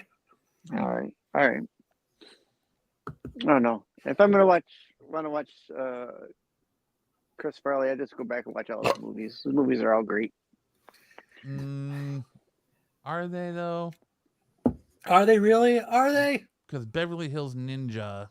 Dude, don't even Oh, crap on shit. Beverly Hills Ninja right Oh, now. I just watched that. And I freaking cracked up the whole time. That was a great. Don't movie. even crap on that right now. I mean, Black Sheep and Tommy Boy are classics, but then you get to Beverly Hills Ninja. No, you can't. You can't. Oh, it's a good movie. Come on, go speak Hills in it. The best part is when he pretends to be the printer. And he tells all those terrible jokes. Or what's the other one? Almost Heroes. Yeah, Why are you sitting in the dark, Matt? I don't know. I just because it was light earlier and I didn't turn my lights on, and now I don't want to get up to turn my lights on. Chris Farley You know- was in Remember the Titans. You know what I was thinking about No, the he other wasn't. day? He was You not don't in think so? Remember the Titans. He You was remember not. that short fuck Nico? That douchebag? Remember he wanted us to all grow beards so they didn't see our double chins? No, I don't. Sorry. I can't What? I was in one of those stupid flips. You don't need to grow beards so they don't see your double chin. Yes, he was almost Shrek. You're right, TK. He actually recorded a lot of the movie, and he died when it was Really? almost finished, and then they just re-recorded it with Michael Myers. I Way never heard better. Way better. You hadn't heard that, Sticks? that. No, I never heard that. That he Yeah, had you can. done. I think you can Google it or go on YouTube, and then you can actually find the stuff Chris Farley recorded. I'll have to do that. I will do that later. Right now, I'm at this show. I will not do that now. Good job. All right, that's news. So we're gonna hand it off. Shovel pass to Sam for big news and anime. Watch your ears.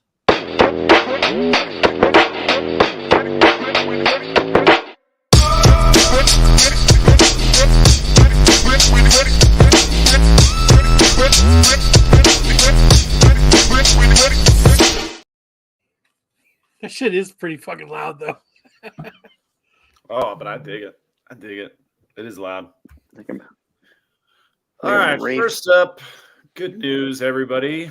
The last for all of those of you like Matt who just can't get enough Avatar, they're getting a trio of movies coming out.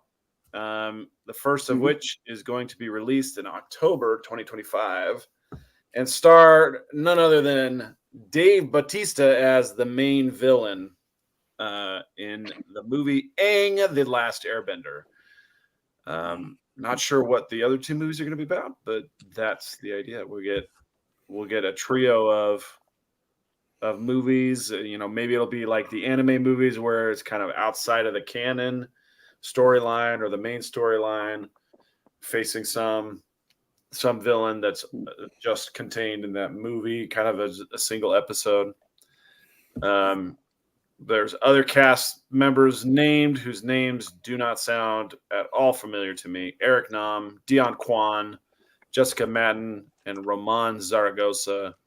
Don't know who any of those people are, but I bet they have great voices. So Matt, get jazzed up for some more Avatar content. That's the name of all the. That's the name I of am. all the baristas at the local Starbucks. Starbucks in LA near I'm the studio. super Listen, jazzed we, up. we blew all our money on Batista. How about you to get us your voice stuff? Like, oh, you. Super jazzed up for the continuation, because this is going to continue after the last Airbender series. Probably going to cover most likely going to cover the comic books, where they go looking for Zuko's mom and stuff like that. So super stoked. Zuko's mom has got it going on. All right, next up. Thanks a lot, Brian. She's all I want, and I waited for so long. We're doing another singing episode, apparently. Hey, dude, anytime I'm on, there's a possibility of singing episode. Crunchyroll has finally given us the start date for season 4, the Hashira training arc, which is May 12th. That's less than a month away, starting Sunday, May 12th, 2024. So finally, we get some new Demon Slayer. Star Wars Day.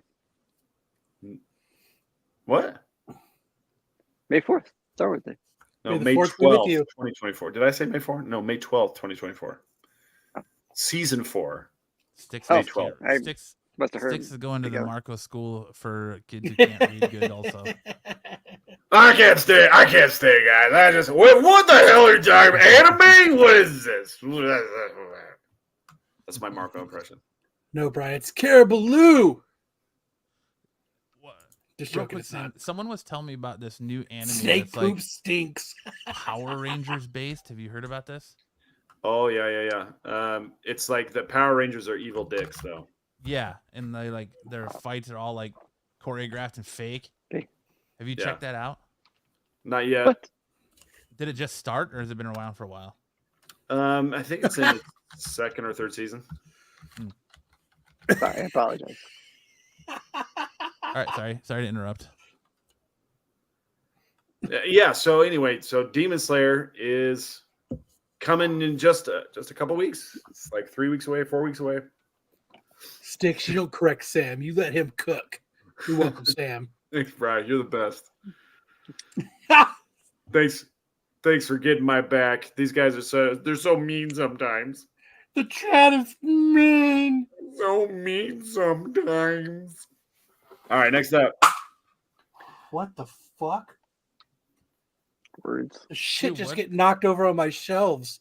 Oh, dude, On my ghosts counter. Your Yeah, ghosts dude, are getting heated up.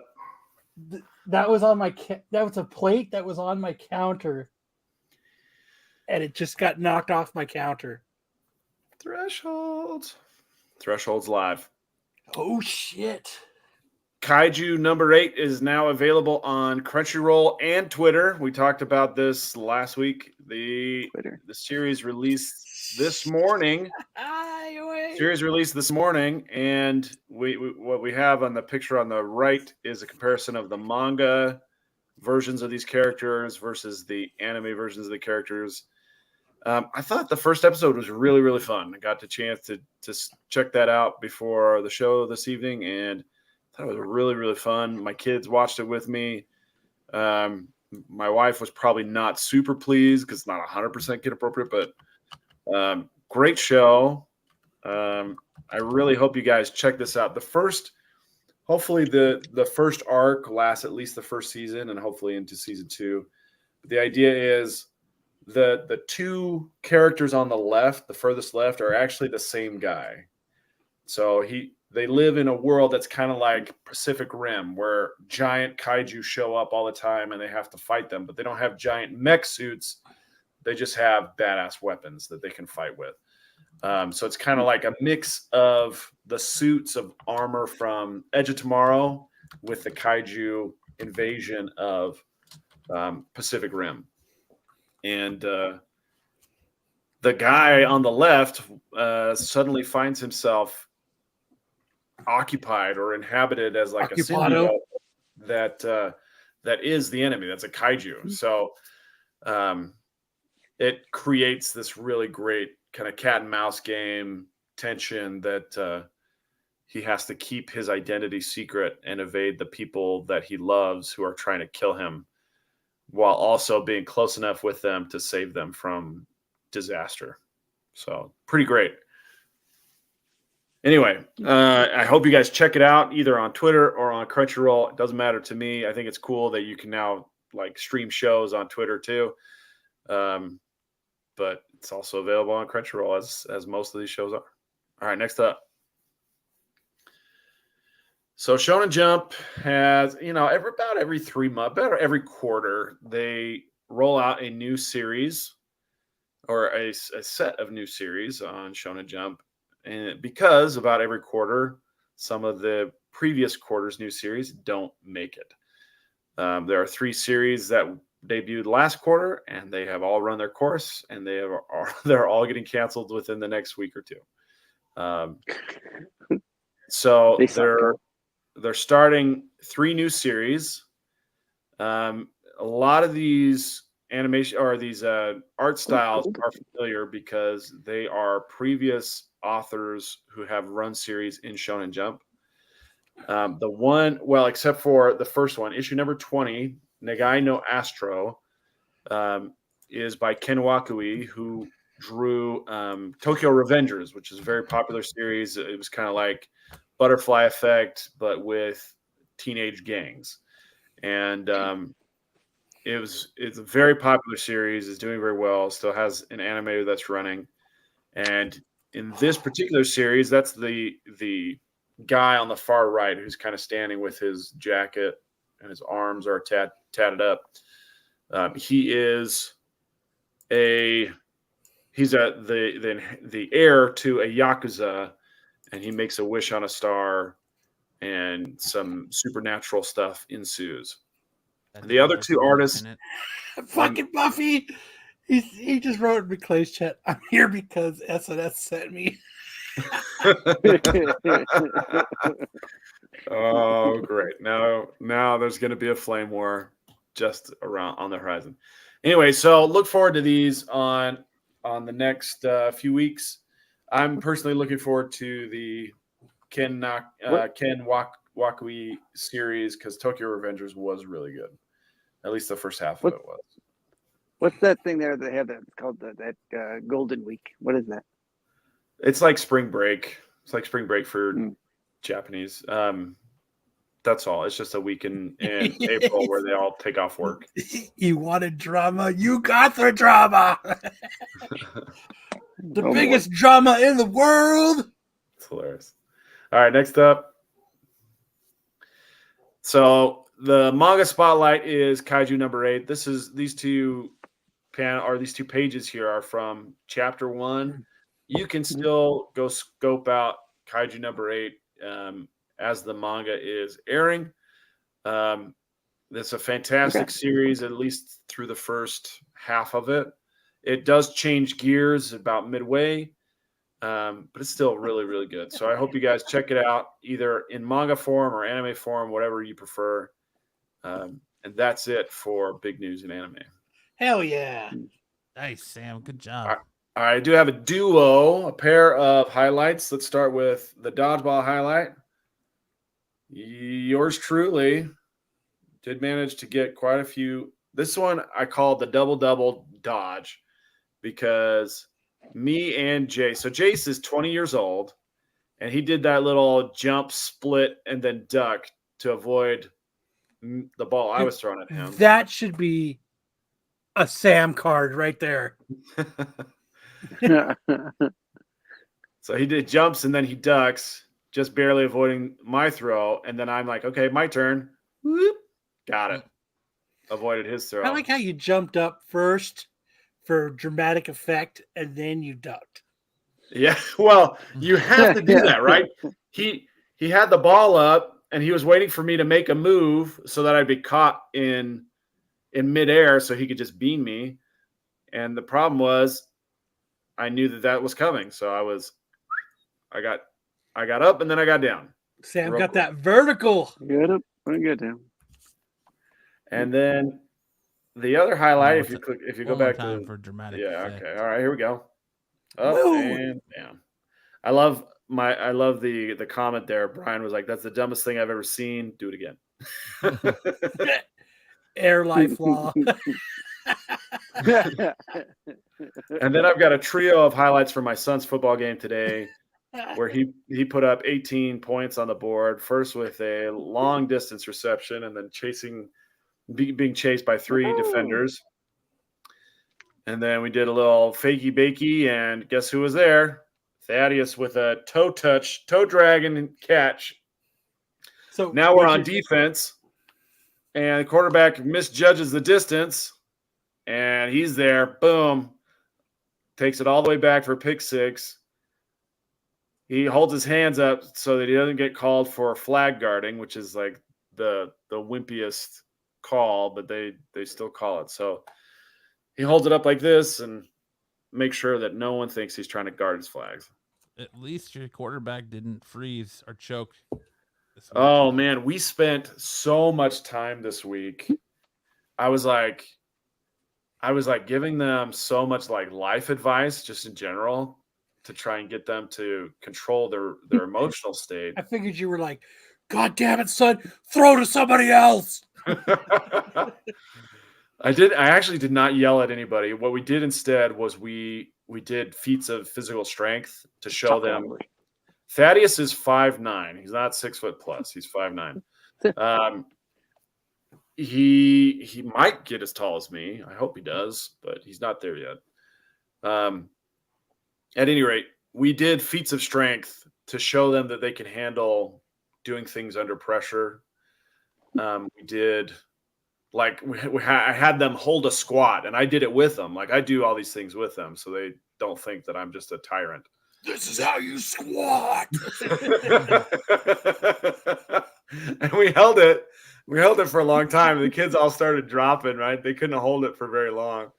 We did it for 30 seconds and 20 seconds and 10 seconds. And then just as they were trying to outlast me, and only 3 of them were able to go as long as I did. So it ended up helping. I think they are all back. That's not good. They're all back. They're all back in the right, proper mental state. And I think we are going to face that first team that we played again in the last game. Yeah. You know, feats of strength don't have to just happen on Festivus. They can happen at other times.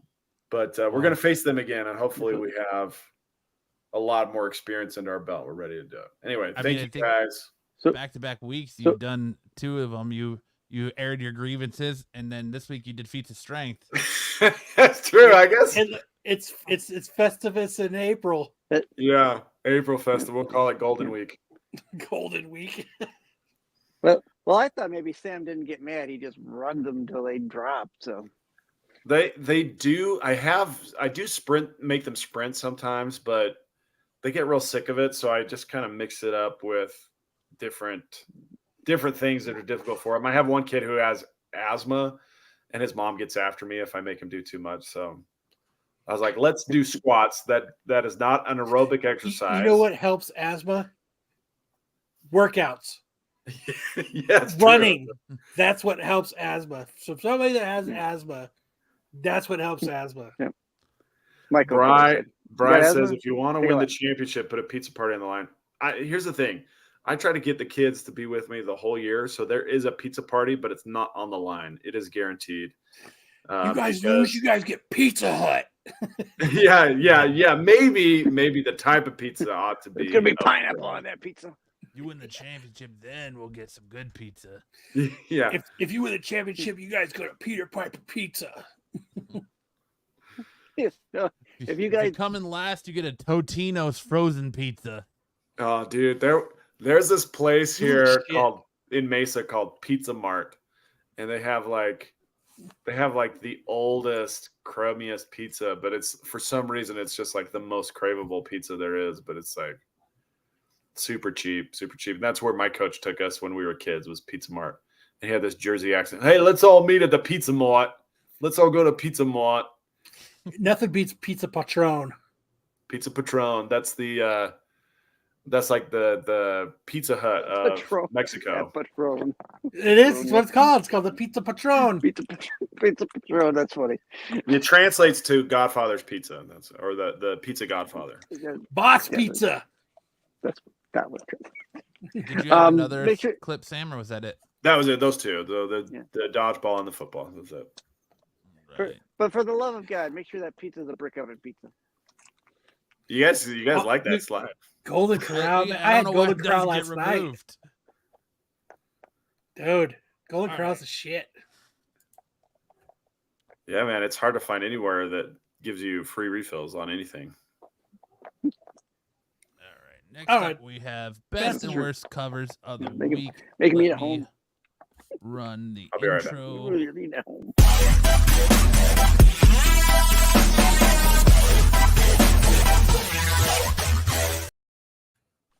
All right, kicking us off this week, we have Fall of the House of X #4, the 1 in 50 Emma Frost Virgin cover. And you know why I put this on the bad? Because you know who that looks like to me? That looks like Frasier's wife from Cheers and the show Frasier. Lilith? That Kind looks like his wife. And I was like, that's why that's exactly why I did that. Because I was like, hey, that looks like Frasier's wife, and that's shitty because if it had black hair, that would look exactly like Frasier's wife. I thought maybe you didn't like the bikini panties she was wearing. No. No. No. Oh, that's not it. That's not it. Next up, we have John Constantine Hellblazer Dead in America #4, the Aaron Campbell cover. That's dog doo-doo. Dude, like his face is busted up looking. Terrible. Like that is not good. Like, do you think they tried to advertise this? Oh, it's a Campbell cover. When I first saw this, I thought it was a It's preacher not the one cover. you're expecting. Right? A bad preacher cover. That's what I was yeah. like, oh, they're bringing back Yeah. preacher. Nice. Like Well, it's kind of cool, like the shirt's cool, the fire in the back, but then you get the dude's face and it's is it though? Is the Is shirt it? cool? It also looks like he's knee deep in water. it does. It does look like he's He's knee deep. like he's standing in a pool. Who's trying to connect to us? His head is too big for his body. Who is him? Man? No, Where no, did they- Aaron Campbell, my good sir, you have failed. Dope background, but shitty guy. Yes, 100%. Is that yours, Sticks? What's that? Someone And named they're gone. him just tried to connect to our chat or our StreamYard and then disappeared. Not me. All right, yeah, that's a bad cover. Almost next up, we have Almost Not Dead yet. #2, 5-copy Ryan Benjamin Virgin cover. I call this the awkward selfie. You don't like You Found Glory? It's like it. No, I don't actually, but I didn't even actually notice that because this dude's face is busted up trying to make a selfie. Take a picture of his ear. Like he's like, no. It looks like he's running, but yet standing still to show all the dead bodies. I don't know. It's Almost not good. good. I thought about making a new one that was not bad but not good, but now it's in this section. I was thinking about adding slides for not worst, not best, Meh. but average, but meh, but average cover that you don't care about. Yeah. But this is Our horrible. next is Star Trek #19, the 1 in 10 Lindell cover. Like Star Trek covers are usually always bad, but I think this one was like taken bad to like a whole new level. And swing and a miss. Yeah. Yeah, that's not good. That's bad. That's a hard Corral yes face. right here. Swing and a miss. He has Golden Corral face. Oh my. Oh my. Gotta do that in your best George Takei. Yep, Takei like toupee. Yes. Takei your pants. Up next, we have Wicked Tales #1, Escobar and Campano cover. Like what, dude? That's not good. I get it, it's a Blood Moon comic, but like that's not good. No. Like Trash Ola. Like there's no way somebody was like, hell yeah, that's gonna be the cover to my book. Oh yeah, Batman. Are we boring you, Matt? No, dude, I don't know why I'm yawning. Like my eyes are fucking burning. I don't know why I'm yawning. Nice O face. Open mouth insert. Exactly. But yeah, that's bad. It looks like a young Christopher Ugh, Walken. it's Marco. Looks like a young Christopher Walken. Does it really though? A little bit. I think you're reaching on that. You think so? Looks like Christopher Walken from Joe Dirt. I mean, I would ask Sam and Sticks, but I can't. It looks like Christopher Walken from Joe Dirt. Alexa, cancel. I don't know why my Alexa started going off. Up next, we have Star Wars Mace Windu #3. That Like cover is booty hole. This is the book that made me do the meh. It's not horrible. It's not great. It's Looks like interior art. I think it's terrible because he's got no like lines, no forehead lines, no nothing on his face. It's just it's smooth like a baby's butt. yeah. My head is smooth, motherfucker. Yeah. And like, what's up with his hand right here? It's like chopped off. And why does his lightsaber look like a blaster? Like his lightsaber is massive. And the ships, I'm assuming, that are shooting at him look like just like cargo containers. Why does her jacket look like it's got a creature's mouth that's about to bite something? This is not a good cover. Yes, it missed the mark for sure. Yes, the Walken Schwarzenegger love child. That's what that last cover was. All right, now for our best covers of the week, we have Avengers Twilight #5, the 1 in 100 Lightning Bolt Virgin cover. Dude, that's sick. Yeah. Like that's a cool cover.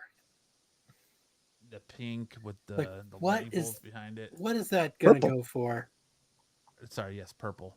Fucking thanks, Sticks. One day Matt will learn colors. I will. That's my next course in the Marco School for kids who want to learn how to read good. Enjoy the things good too is colors. Learning the color wheel. I'm gonna learn colors. What is this? The 1 in 100? Yeah, it's a 1 in 100 Lightning Bolt Virgin cover. Let's see if it's on Cool. the eBays. I'm sure it is. $100. Well, yeah, it's The a 1 in 100. So that's ratio. Pass. Says the background is fire, but the random Hawkeye is weird, to be honest. I think I it's like cool that he's jumping and he's fucking, Got 3 arrows knocked, ready to let it rip. I mean, I might just get the trade dress cover because it's $5. Nice. But exactly nice. Hell yeah. Everybody drink. Hell yeah, Kyle. Everybody drink. Up next, we have Miles Morales, Spider-Man 19, 25 copy, Derek Chu cover. It's fucking pretty That's a pretty fucking cool cover. Yeah. The depth of field with the colors in the back really make On this comic, it does do with like the neon from the city lights back in the background, and I feel like the yellow of the lightning of his like fucking Matt has to wear all Venom pink Sting. next week. Yeah, his Venom Sting really like complements the dark tones and the neon tones, and his suit. It's a badass cover. Well, dude. His It really Venom is. Sting. That's what he calls it. Yeah, his Venom Sting. I mean, at least it's not like a white background with just him and the lightning or something. It's actually got something behind there. So it is good. I'm gonna watch that That Virgin cover. Artrell ordered this. He said it's fire. Or thumbs up. I'm gonna be like everybody else on eBay. Just watch shit and never buy it. He says as a shoe cover, I have to say his boobs aren't big enough. There's nothing wrong with bamboos. Thanks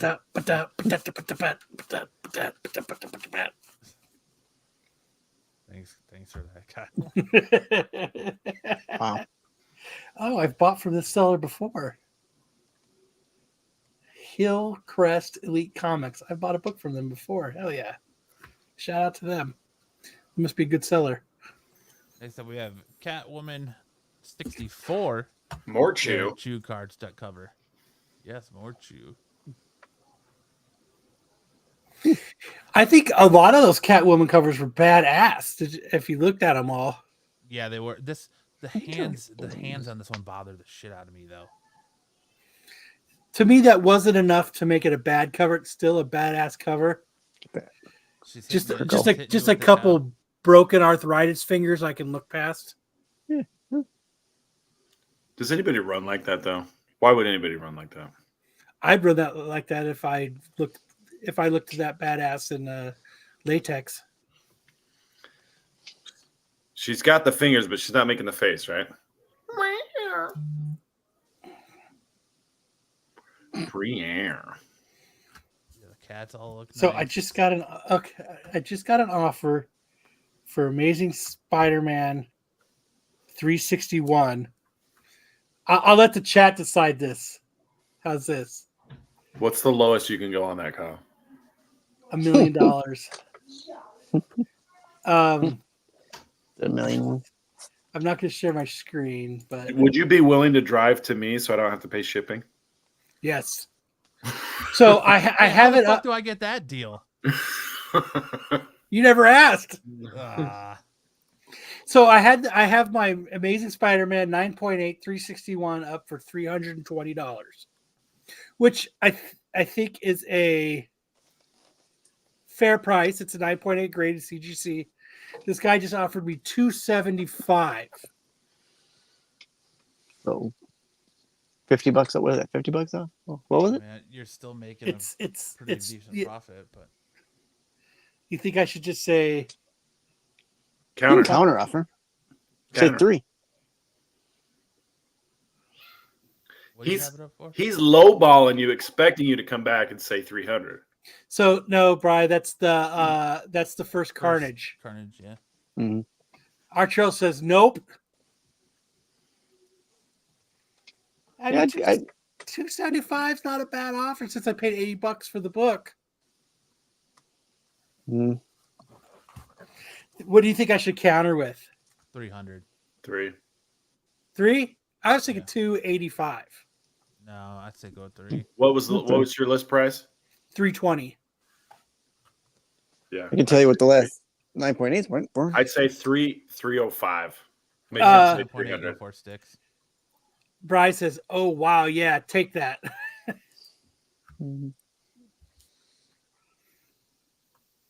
Sticks is looking it up. He's feverishly. What's he looking up? to The see what last 9.8 9.8 sales for $275. There was a $122, $200. For a 9.8? Yeah. 120, 115, 145. I mean, it hasn't been really. For Then take ASM 361? Oh, am I on the wrong one? Hold Sticks on. doesn't know how to eBay. Oh my god! Like 360, Right. 261? What is it? 361. 361. Okay, I heard the wrong number. Yeah, you did. That can't be right. Sticks doesn't know how to do Brian's like, I eBay. told you, Kyle. I told you. It's not that down. 312 on 47. I would counter back with 300, my man. Yeah. It's a You know what? This is how nice of a guy I am. I'm just going to accept it. I'm going to accept that offer. No, counter back with 300. Don't do it. Don't do Yeah. it. A What are you 9 talking oh, about? So the last sale. Okay, here I'm on the right. 275. I'm on the right page. The last sale of 361, correct? Mhm. Yes. $480, 475, 480, 455, 545 back in February, 535 in February. April 1st, one sold for 275, but it was at auction. Yeah. Everybody say, don't do it. Hold on. 300, bro, at Yeah, least. 300 is pretty fair. Especially since you only get it for 80. So you say 300? I'd counter at 3. Yeah. All right. Hold on. Yeah. Yeah, because January 20 sold for 465. It was also at auction. Mm-hmm.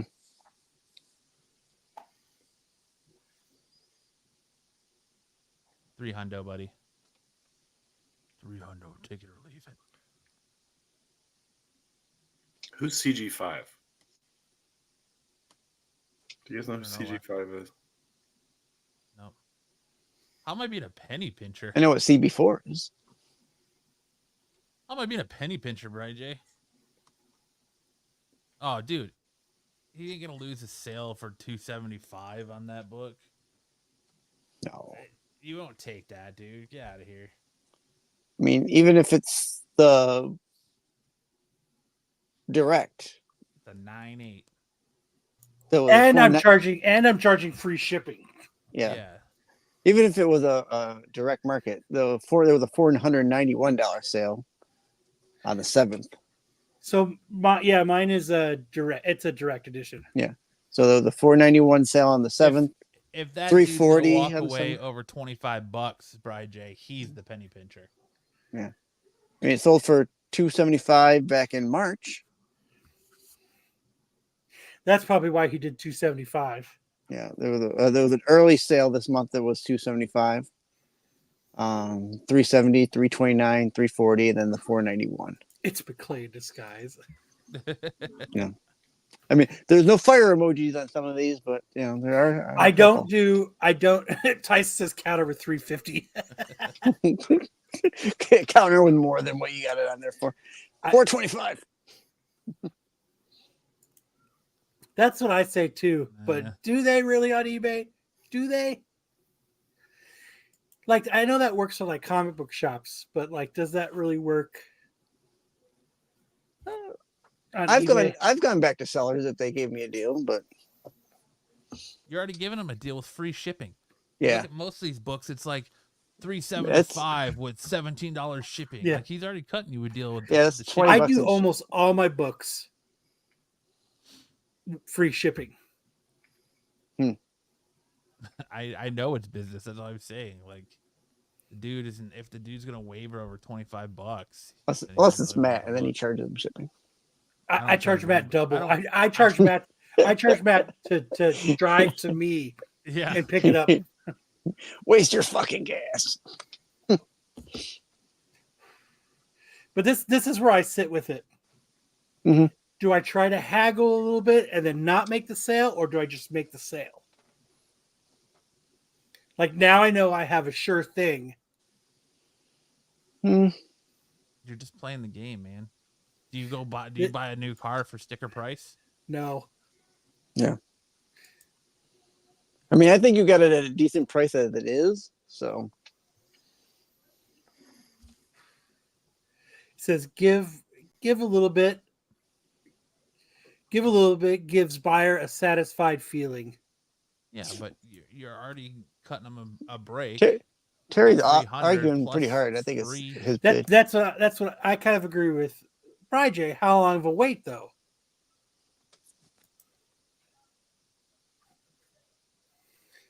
I'll give it a little bit. I'm gonna sit on it. Just stew on it for a little bit.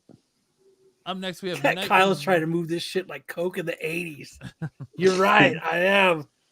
Hey man, I've got shit. Yeah, we get it. I've got bills to pay soon. So Nightwing 113 Jim Lee Artist Spotlight cardstock cover. offer him an STD mug. Dude, that Jim Lee book is fucking dope. Meh. Are you gonna meh me, Sticks? You know what happens with people? Love. You know what happens when I people just did meh that. me? Just joking. He wants you to show him the love.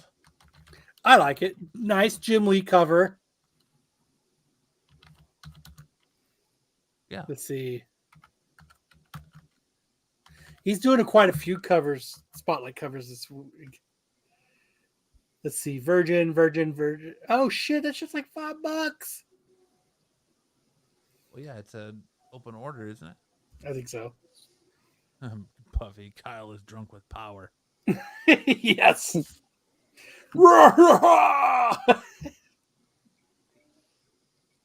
Shit, I'm gonna next, buy that book right now. we have Army of Darkness Forever, number 7, 20 copy Sundam Virgin cover. Some dumb guy. Sundam Virgin cover. Singdam. Is this Tony's book still? Sudiham. Yeah, he's still writing it.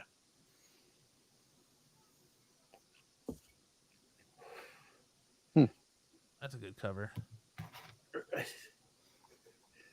mean, you got Kyle Montana You got Ash on there with all the with the zombie ladies. suits with zombie ladies. Hell yeah! Yeah, I think it's a cool fucking cover. Buy this one too. I like when he does the zombie style. Hell yeah! Welcome to S Mart. Shop smart, shop S smart. Yep. Then we have Wicked Tales number 1. The Gypsy Della cover. Delia cover. Delia. Delia. Giuseppe Milo. Delia. There Giuseppe. you go. She's Nothing beats a cool skull cover. That's all I'm saying. It's a double skull cover. triple. Dude, what's Triple better skull than cover? Yeah. I didn't what's even better notice that. than one It's what, skull? like a Matrix. 3 skulls. 3 skulls. Fuck yeah. So, Blood Moon See, look. Comics.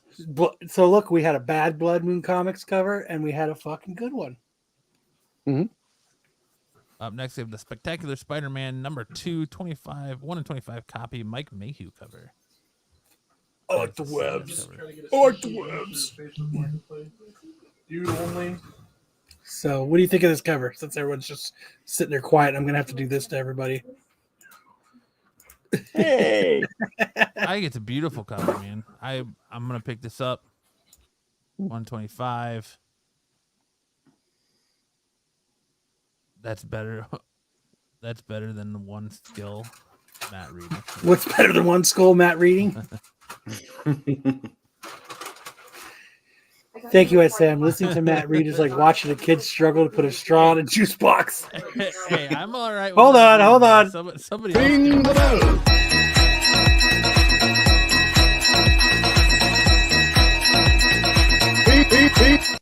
Bri gets his bell. I don't care. Someone else can read. I'm all good with that. No. I like Come it. on, Play Matt. my role. Come on, Matt. There's a whole lot of pre-web on that wall. Next up, we have Nightwing 113, the Dan Mora cardstock cover. No. I like this one a lot. I like the Robin becoming Nightwing.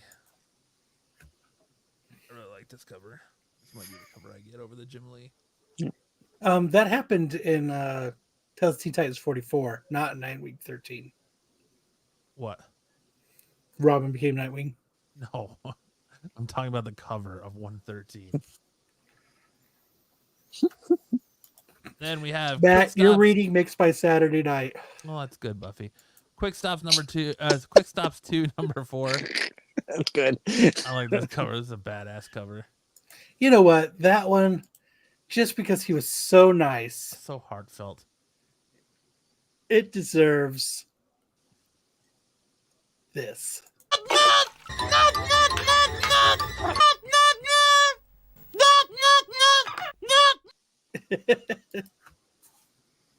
There you go. Goddamn, my eyes are watering, picturing a little kid with a head with Stewie struggling with a juice box. That's so funny. Like the satanic statue homage cover is pretty sweet.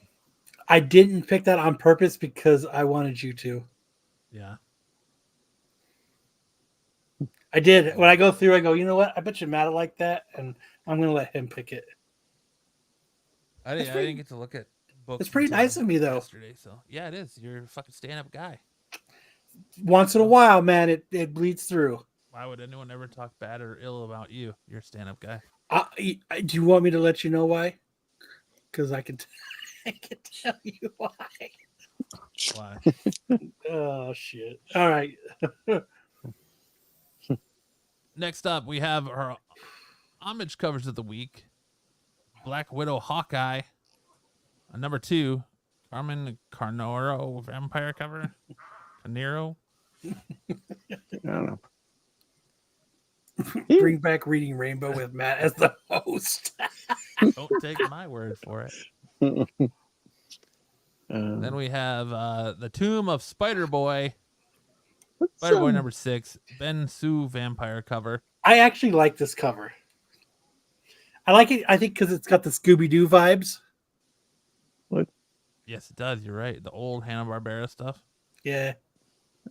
I was thinking more Into Archie. Bat at midnight. Maybe Archie, yeah. Archie might be a good assessment on it, too.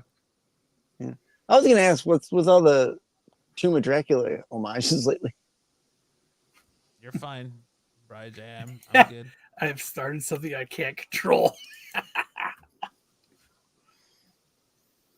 Next up, we have Spectacular Spider-Man number 2. Will Sliney homage cover. This is one I'm going to pass on. Yeah. I mean, it's cool. It's got the Animation. Hulk 181 homage. It's cool, but... Oh, yeah. Oh, yeah. I got sticks. It's like, oh, shit, it just came to me. Yeah. Like, there's Abomination, but I see it now. I opened my eyes and I did see. But they're doing all kinds of homages, aren't they? Yeah, this week especially. The Spectacular Spider-Man number 2. Mike Not- McConey vampire cover. I'm not a huge fan of this one either. That ASM 101 homage. Yeah. At Sticks, Taylor Swift is going to play Dracula. Suck my blood in. Whoa, easy, Sticks. Whoa. I said blood. Next up, we have Something Epic number Just a 9. giant. Dude, I fucking love this cover, man. I love that they're doing the Limp Bizkit cover. That is so fucking cool. Like, I'm going to have to pick this one up. Like, We all know how much of a giant Fred Durst fan you are. dude, somebody has to be. Like, that's got to be a cheap book. I'm sure it's probably just the normal cover price. What is that, 9? Yeah. Sticks is so sus. How am I Oh, yeah, suspicious? it is. It's cover price. You can get it for $3.79. How am I suspicious then? I'm gonna Sus, put isn't- that. sus I'm gonna doesn't put mean that- suspicious anymore. It means that you're horned up. I'm going to add that to my watch list and not I can't buy keep it like everybody Track else of that does. kind of stuff. There we go. Something Epic number 9. Nice Dark Knight Returns. I still think that the Limp Bizkit cover is better. There's just something about it being a Limp Bizkit cover. Good that I think is Ransky awesome. cover. And I we almost, have- Oh, go ahead, Kyle. I said I almost put this on the worst cover, but since it's an homage cover, I put it homage cover. But this is not a good cover. All right, what's it homaging? Shield. Agents of Shield covers. My big thing about this is like, is she tripping or is she falling off or is she falling over because she's not stepping on something? Like, what's going on with her there? So, looks Sarah, like she missed a. She missed Needs a to mark the fucking time. step. what about me explaining to Sticks what sus means? Is that what you're talking about? She looks like Hell yeah. someone's playing a game of Don't Break the Ice and she's about to lose.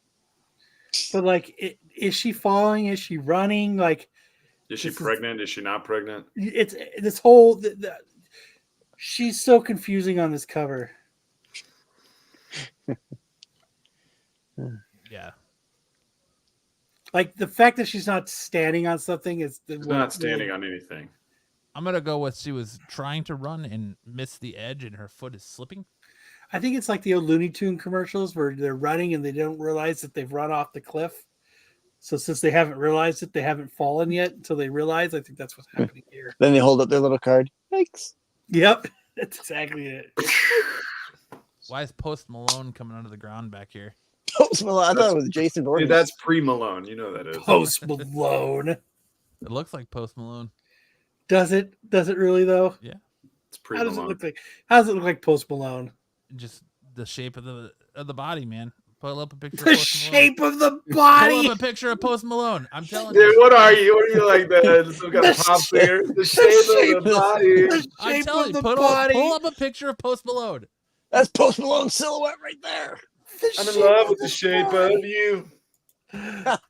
Up next, we have Iron Maiden Let's see. rock and roll biographies. The Iron shape Maiden in of color. Post Malone. Dude, what is this dirt face fucking cover? It reminds me of this. Reminds me of this reel of these two guys. They're just like trailer trash dudes. They're like standing back to back, and they're like, "I pity whoever has to mess with us." And Two they're- arms and right? two legs. Must be Post Malone. I sent that video to Kyle because he's never seen it before, so I sent it to him the other day. I can't remember Kyle, what what we was were your talking reaction? about where I was like, it looks like that. I like this because those old rock and roll biographies were so awesome back in the day. Biographies.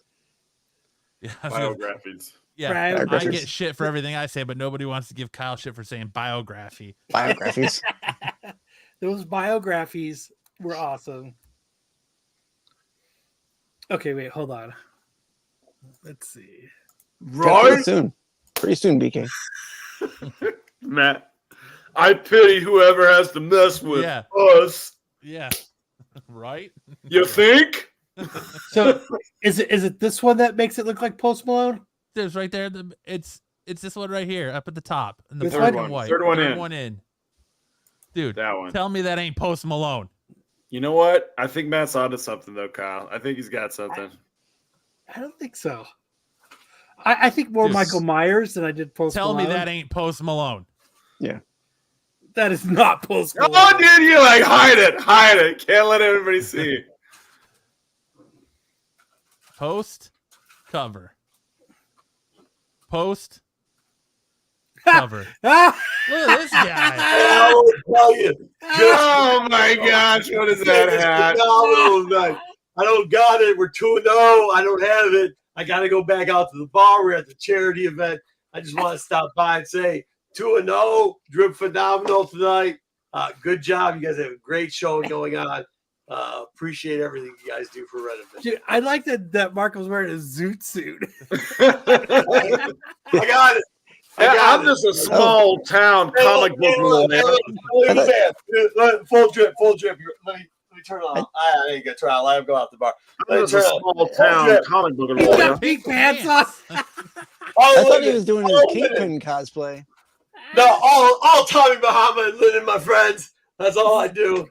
Good drip, Derby. Good, very good charity event tonight. But You look like you're trying to find out what happened to that plane full of drugs. You're right. Yeah. Absolutely. It looks good though. It looks good. I appreciate your jealousness. Escobar Marco You look like Marco Escobar. you look like someone's about to break your fingers trying to find out what Yes, happened to the yeah. drugs. It was a good show. It was a good show. Well, Kyle, I want to say I know how the fuck does this shit work? I gotta go out to the bar. He's about to put some baby powder in his hands and smack You're Matt right. for not reading it right. How long did it take? And Pitman Marco, it's 11:30. Let me You put know these where your out. Let me hookers put are? these on. You know where your hookers are. As it goes yet. It's after hours now. Spend all our cheap money. Hey, look at this. Ready? We'll pick Florida. Yeah, got to match up. That's a feather. What'd you guys do tonight? Anything good? That's fucking Well, awesome. we're Nothing still beats kind of doing it. It's all good.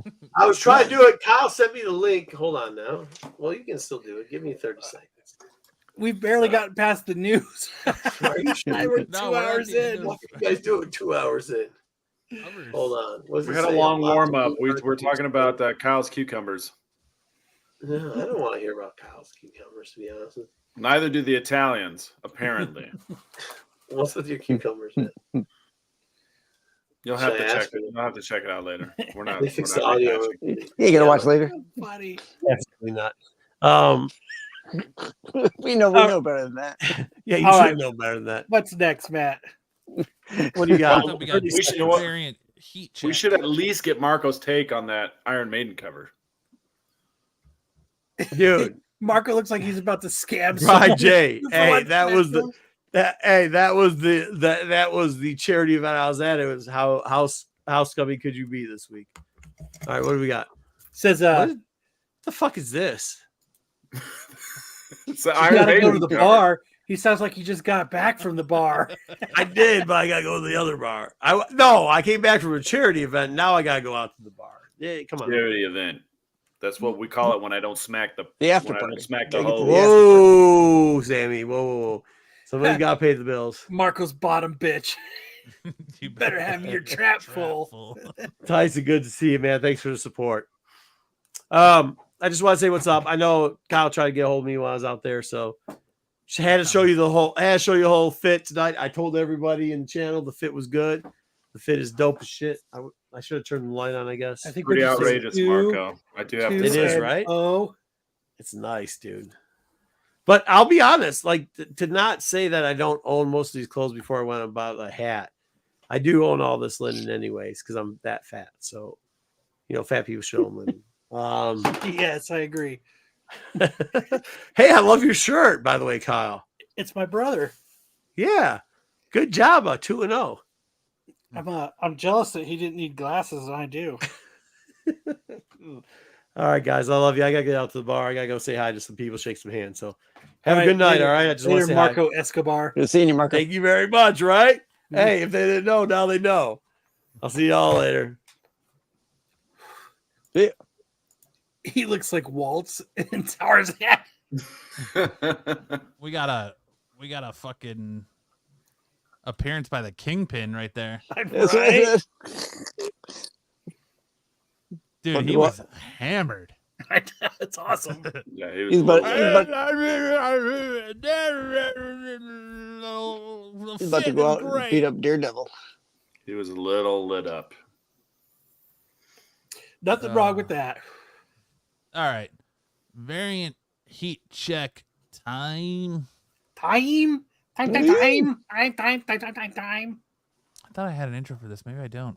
He's not going to the bar. He went Yeah, you home do. first. Yeah. You Do just I did. have one? Oh, there it is. Oh, You just did. at Terry, ring the bell.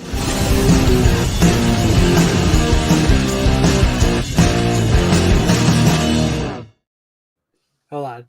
It's Go ahead, Marco's ring the bell. anti-simp armor. Ring the bell.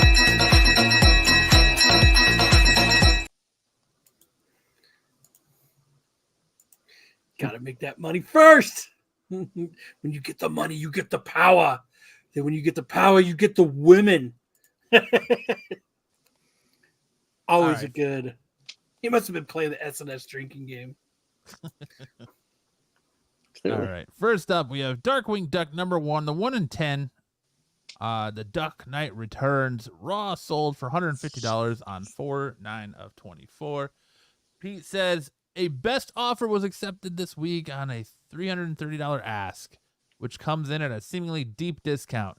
That said, $150 is still a big price for a 1 in 10 incentive, in my opinion. I know this isn't the easiest book to find, as evidenced by the slim pickings for sales, but as you can see, the last raw sold for a bit more than 180, but that was 3 years ago. Factor in the CGC history from the years ago as well. I still feel $150 is this was a solid sale for this book. Mhm. I almost list this one as hot, but ultimately, based on the history and the available copies, I felt medium was the way to go. Hmm. I like that cover a lot. It's better. It's a better like Dark Knight homage than the silhouette jumping into the air with the lightning behind it. Yeah, that's a lazy one. I like the way Yeah, the we can do the Darkwing looks in that one. Up next, we have Howard the Duck, number 4, a 1 in 25. He says CGC 9.8 sold for $190 on 4/8/24. He says another duck. Yes, Howard the Duck, number 4, features a pretty fun 1 in 25 variant cover with Miss Marvel. Not the most well-known variant out there, but still a solid sale, even at $60 off of the asking price. Especially when you compare it to the previous sale for 9.8 only a few months ago. Looking at the history of this book has had a roller coaster ride, but right now it seems back on the way up, confirming my grade of it being a fire. If those available copies move, they were asking this could have found its way to nuclear. Hmm. I like all the Avengers being ducks. The Duck Vengers. It's a Duck Vengers. Now we're rolling into Vampirella 1 in 50. CGC 9.8 sold for $700 on 4/8/24. A piece that at first glance, this looks like a 2K Damn. sale, which would be nuclear. But when you dig, you will find that this was actually a best offer of $700 accepted on that tall ask. The other listing must not know that must not know it was accepted, as they were looking for 2K, hoping FOMO will get the next buyer to bite. Fire cover. Fire cover. It is kind of Yeah. dope, though. Yeah, it's a nice one. I do like that cover. But for $700 for 9.8, On No. a $2,000 ask. that's crazy. And you guys are giving me shit for wanting to take $275 on a $320 book. Not giving you shit. Ed Joe, this cover's filthy. He must like it. Next up, we have Wolverine number 1 retailer variant. CGC 9.8 sold for $5,049 on 4/7/24. I was only 2 weeks. It was only, or I was only. I think he said meant to say it. It was only 2 weeks ago that this sold for over 10K and was a hot sale. Now at auction, the CGC 9.8 sold for half that price. Is that other buyer kicking themselves now? Probably. I'd be pretty upset if it were me, but it is what it is. And then all is said and done, a book loses half its value in 2 weeks. This hot book took a heel turn and found itself ice cold all of a sudden. This weekend's release of J. Scott Campbell homaging himself on his own store exclusive may remind people of this one, but the only one listed with a big ask. We will see if this will turn on its heels again. I would love to have this cover, even with the big toenail. It does look like a big shiny toenail. It does. Woof. But Is this the I one- would love to have this book. Because the only way, this was one of the ones that the only way you could get it is if you like returned some books, right? I don't remember what was up with this one. It was a Thought this was qualifier of some. It was a qualifier of some kind. I don't remember. what, Yeah, though. like you had to send X amount of books, return X amount of books, and then you got one of these Oh, or something like that. Why would they give you a book for return? I know it doesn't even Book. make It sense. doesn't make that. Hey, if you return those certain amount of books, I'll give you this one instead. I just says 5K with a I don't even see that a listing for that book on eBay right now. Well, what is this? Wolverine 1 retailer. That's what I put in retailer variant, but I don't see one. Try maybe J. Scott Campbell. Was this when you could return DC books for? It might have been. I know that you had. I'll put in Wolverine 1, J. Scott Campbell.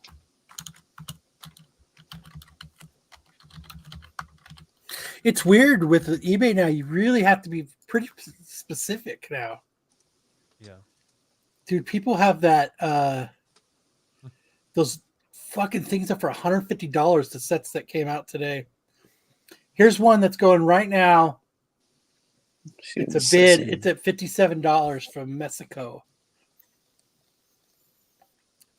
Here's another raw one for $400. Oh, you're sharing my screen. Shit. Oh yeah. CGC. According to this site here, it says this issue could only be obtained by retailers by sending in 50 covers from a specific list. If you want it really bad, you can pay $12,000 and get it for $75 shipped from Australia. Oh yeah. The comic could only be obtained by a diamond registered dealer direct from Marvel after submitting the 50 covers by a specific date, August of 2010. Here's another one signed by Stan Lee for $12,000. Jesus Christ. Please send us 50 copies of Sleepwalker. Yeah, see, like, I don't even see any up besides stupid priced ones. So there you go. Looks like there's only 2 up right now that are graded, and they want $12,000 for them. That's crazy. That is fucking crazy. That is truly the I don't want to sell it, but if you're willing to pay it price, I'll sell it to you. Right. Oh, that's the mole variant. That's why. Okay, it's different. Who knows how many of these are out there, because who knows how many people actually either knew about it, or, like I said, it only was offered to diamond registered dealers. Hey, shows them packaging it. That's kind of cool. So there you go. $399. Look at that. $150 for 9.8 of the one that just came out today. $12,000. I'm watching that. I have to see what happens to that one.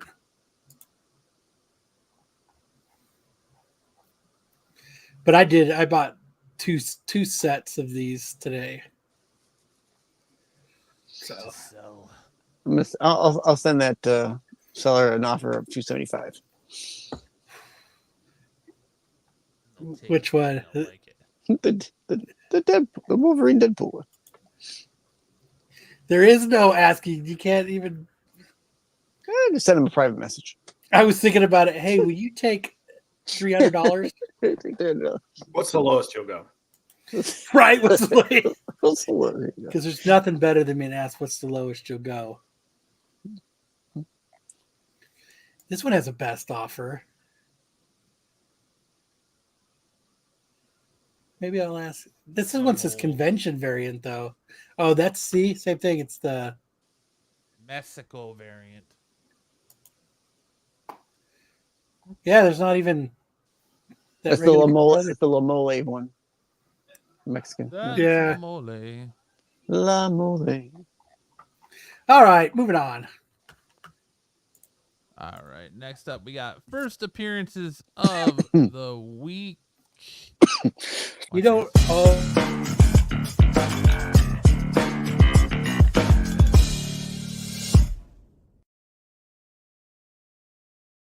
I was gonna say you don't always have to talk slow to bring something in for a new segment. Well, I'm looking for it, so my concentration is not on what I'm saying; it's on what I'm looking for.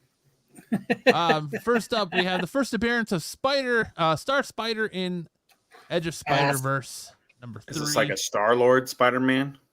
Yeah, he's like a space Spider-Man. Yeah. The final frontier. So if you're specking on all these spider people and who's going to show up in the Edge of Spider-Verse part, or not Edge of Spider-Verse, but Across the Spider-Verse part 2, there you go. Make sure you get that Star Spider. Matt, the master of multitasking. Yeah. First appearance.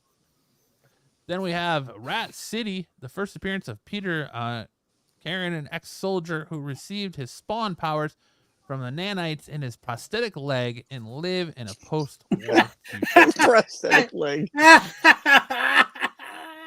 Boo! Boo! Rubbish! Filth! Slime! Muck! Damn, really stretching there, aren't we? Yeah. Hold on, we'll let Matt finish messaging on his phone. I'm not messaging it. I'm just, like I said, my eyes are fucking burning. Oh, you should do this. Next up, we have Sister Song number 3, the first appearance of Spaceman Joe. Just box Matt. He's sexting. He's sexting his wife. I'm Googling. I can't yawn or you call me out. I can't rub my eyes or you call me out. Oh, are you gonna quit? Yeah, I'm gonna quit and then I'm gonna just completely cry in my cereal tomorrow morning because you were mean to me. Next up, we have Ultimate X-Men number 2, the first full appearance of Maystorm. She's had several cover appearances. We get our first full appearance of her in Ultimate X-Men number 2. It's not a bad cover though. Dude, Dude, if you go on Momoko's Facebook, like the shit she puts on there is fucking awesome. Like, I don't know why she doesn't put a lot of that shit to covers. Probably because she's overworked and tired. And that. Well, she's not American, so she's not overworked and underpaid, so she probably doesn't slouch when she's out and about in Europe. She doesn't lean. Nope. She doesn't need ice in her cup. She drinks her milk warm. Yuck. All right, that's it for this week's first appearance of the week. Make sure to run out and grab that Rat City cover and that Maystorm. Those are both probably going to be hot books. I will remember to steal my tears, Buffy. I promise you. All right, now I'm going to turn it over to Kyle for Hot or Iced. Where are they now? All right, so this week we are doing Ben Stein's list from 4/21/2023. So make sure to go check out Stein and his lists. He wrote this from 4/21 of 2023.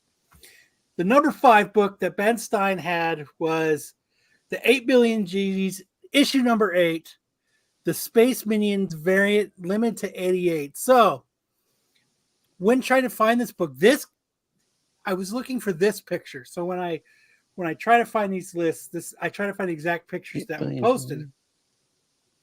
But looking, I couldn't find this exact cover with, the black with these grays and and like the black right eye with the clear right eye. What I did find was, so I didn't find anything. There was many different covers that said limited to 88. There was some of the covers that say limited 88 look like the covers that were limited to 333. So I wasn't 100. Like I had trouble on this book. Mm-hmm. So what I did find, see how all of these that I found here all say limited to 88, but they don't look like that cover.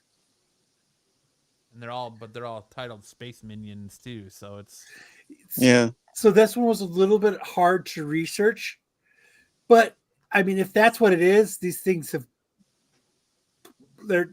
people aren't really paying a lot for. Like this guy got a smoking deal for a 9.8, $38 just the other day. Yeah, about a month ago, or 9.6. Yeah. So here I found one raw for 115. Is it that same cover? So there's ones that are called like the rainbow variant. So the rainbow variants were limited to 333. This one is kind of dark. And then there's two different ones that look like, and then there's another one that's a space one that looks like the rainbow one, but it's a space one that they're saying is limited to 88. So I'm not sure if there was two of them that were limited to 88 but but this is all I could really find on it were these covers. Yeah. So look, I couldn't find a whole lot. Sorry, BK. First appetia. Yeah, there's Yeah. a couple that are similar, but they're dark. So I don't know. So the market 15 total recorded sales. Highest known value in this book was CGC 9.8 on May 20th, 2023 for $275. 9.8 sold for $76 on 8/20 of 23. And then we have not had any of the sales of this book this year. The last sale was a no grade for $65 on 9/23 of 23. But again, we don't know. This is for this cover, not this one, so we don't really know. Yeah. So I mean, if anybody knows about that cover that Stein showed, like, please let me know, because now I definitely want that cover because they're like nowhere.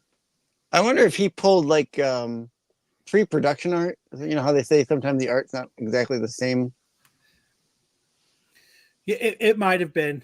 I mean, but that's Which fucking is a cool shame, 'cause looking. this is a fucking badass cover. Yeah, compared to this that's one. like a. It looks think of the name of like it looks like it might have been a foil cover, and then just the light is hitting it weird, so that it looks Maybe. like it looks dark, but it just looks like the light is hitting, like the scanner didn't get it quite right. Yeah. So at number 4 is the Batman Incorporated issue number 7, which Brucifer is a big fan of this character. Of Dusty Cowboys. Bronco. Yep. Old Dusty Bronco. Dusty Bronco. So Stein said from last week was $60 to $80, while DC has wore this cover concept down.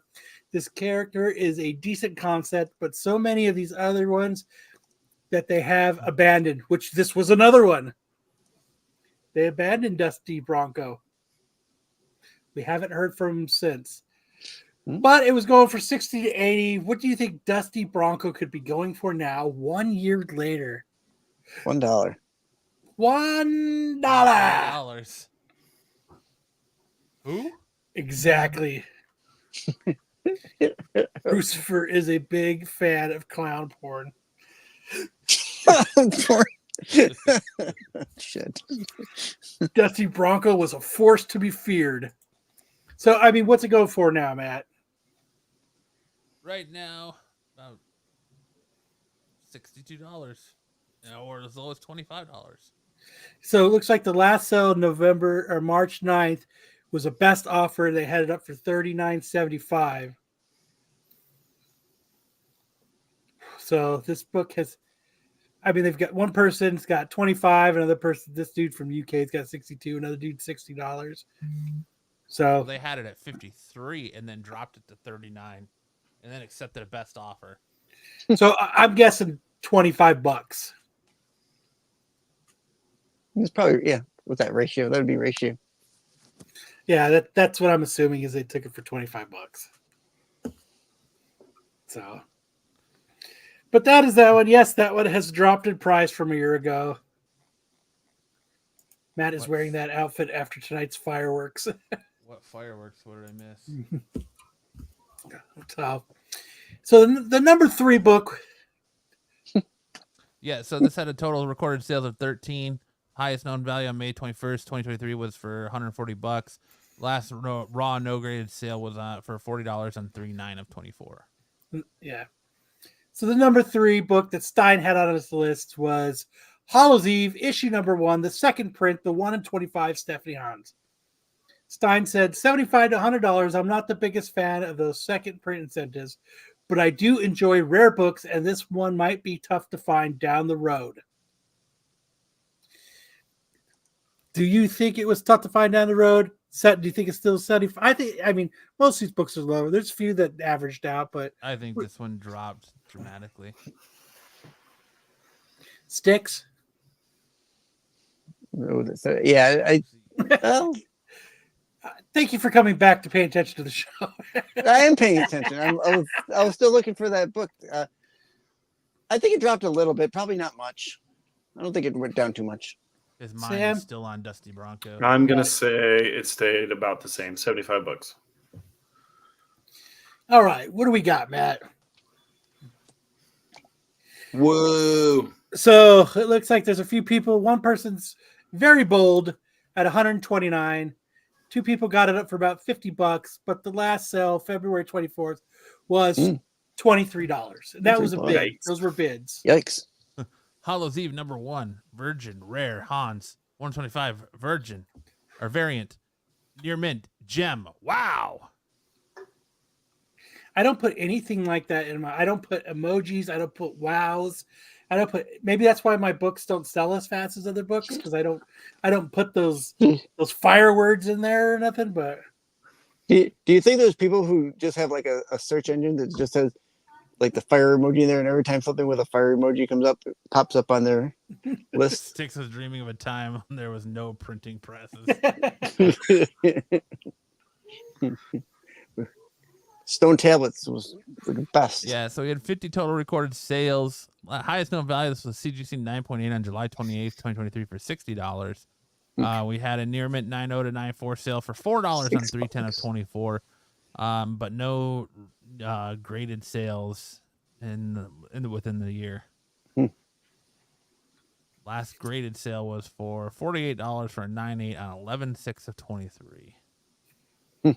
Okay. so at number 2, Stein had Star Wars Yoda issue number 6, the Tashika Okazaki 1 in 25 cover. And he said $50 to $65. The color palette is the big winner on this cover. Yoda has much different facial expressions than Grogu. It's a fucking cool cover. Yeah, Yoda's better than Grogu. Yeah, cool. So 50 to 65. I mean, a year later, what could this book be actually be going for? Do you guys think? 50. Think it's staying the same? Yeah. That's right, Buffy. I mean, it's a cool cover. I like this cover. I missed out on this cover. 25. So what could this be going for now? I think it's the same. So some people have it up for $12, other people have it up for $50, but it looks like it's going for around $30 now. So it's actually Okay for 12. If you really want to pick this cover up, it looks like it's pretty affordable now, Sticks. We'll get that $12 cover. Don't be Go get it, cheap. Sticks. Don't be cheap. I'll I be mean, cheap. It's got 5 bids. It's still got 2 days left. So Oh, it's a bid. Yeah. I'll still watch it. 84 total recorded sales. Highest known value on this book was a CGC 9.8 on July 12th, 2023 for $170. We do have some raw near mint plus sales for $50 on 2/12/24. A near mint 9.94 sold for $34 on 3/24/24. Then you had a no grade sell for $34 on 4/3/24. Last CGC 9.8 was sold for $110 on 2/3 of 24. So, yes, a $60 drop in price. But it So if looks this like is a you book- definitely grab one up if you don't have it already, Sticks. It's time Yeah. to put this in your collection, Sticks. I agree. He's feverishly looking right now. The number 1 book that Stein had from last week was Grindhouse Drive-In Bleed Out, issue number 5. He said, now $50 to $75, Nicki Minaj and 50 Cent. Okay, what about the Bad Buddy Project or any of the other entertainer projects recently that fizzled quickly? Tread lightly here. And I think this one dropped hard. I'm gonna have to agree with 100% with Stein on exactly what he said. He, if you want to show it, it's or not. It doesn't matter. There's a few up on there. One for 29, 2 for 35. There has been no recent sales of this book, so people are not looking for this book. Yeah, it had 52 total recorded sales. Highest known value was on April 6th, 2023 for $92 for a raw. There have not been any movement on this book this year at all. The last copy of this sold was a no grade for $60 back on 2/10 of 23. So people aren't looking for this book anymore, and I suggest none of you do it either. And now we stick with Kyle. for Tales from the Spinner Rack. I am going to talk slow from now on. Oh, hey, Don't talk that slow. I'm waiting for the drama segment. I'm waiting for it. Oh God.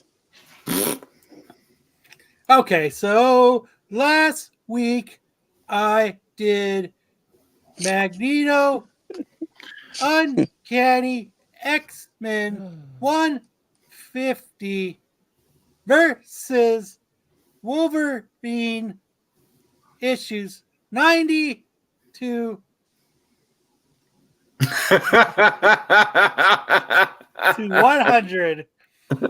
So yeah, I don't think. Obviously, Pete doesn't read when I put what I'm going for in these, because he put, like, if you go to the next one with the things, the polls, or not, it doesn't matter. You don't have to do that either. It's taking me a minute to get it to switch.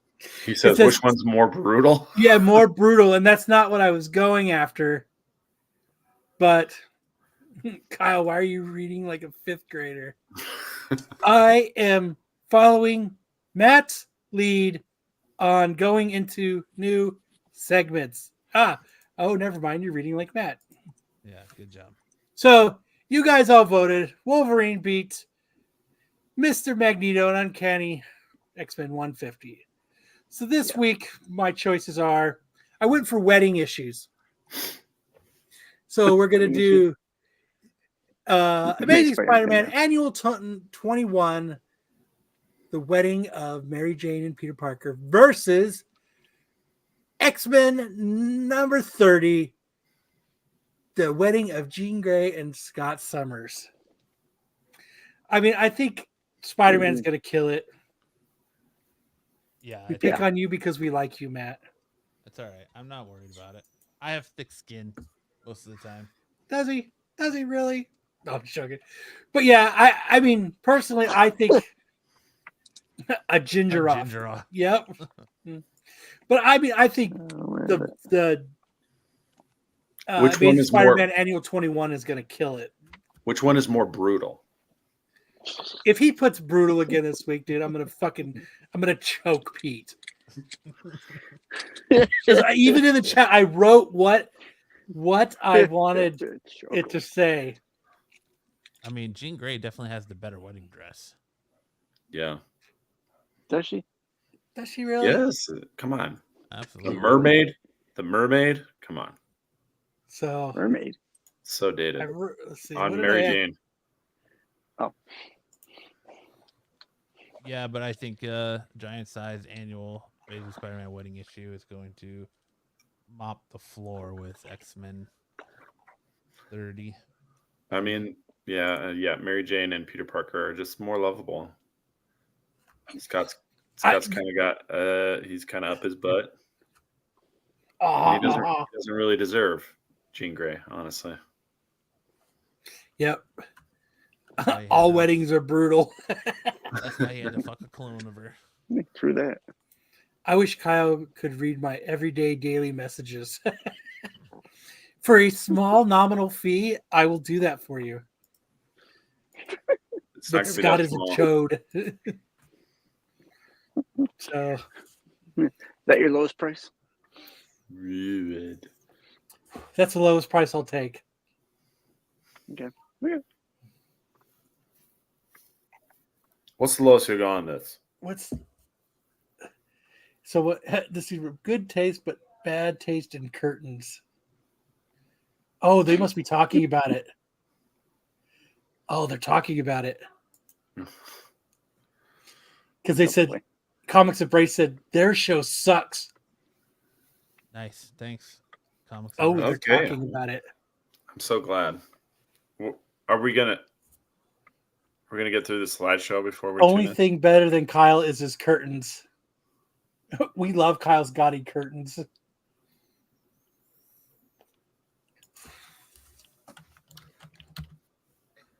Hold on. Anyways, yeah. Moving on. to everyone's new favorite game, Hollywood Assholes. Remember how this game plays? I give you 4 hints, and you tell me who the bad guy is that we're describing. Not the actor's name, name of the character they are depicting. See, that was what my hang up was the first time around. Yes. I'm Character versus clarifying it actor. now for you. Is that the black and white Mario Brothers Fireball No, it's not. pixelation? It's just a pixelation. Looks like a fireball. Hold on a second. That would have been funny. See, What like, are we holding on for, Kyle? Go ahead and do that. Hold on a second. He's checking out the segment because they're talking about him. I know. All right. The first one has not been out of their bed since Grandpa Joe. 1946. You motherfucker.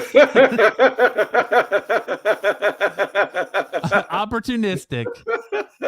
Easily excitable. Thinks theft is cool. Yes, Grandpa Joe. You had me at has not got out of his bed since 1946. Fucking you motherfucker. He's the real villain. He's the villain. Yes. Ugh. And then next up is get more slaves in order to become the racist and most powerful slave owner he can. Overly affectionate towards his siblings. Gains 1,200 or 12,000 for businesses. Goes by Mansoor. Mansoor. This is making me think Django Unchained. Leonardo DiCaprio's character. Do you know What's his his name? name? Mansoor. I don't know the guy's name. I'll give it to you. You're right. Calvin Candy. Okay. Django Unchained. Are you talking about me?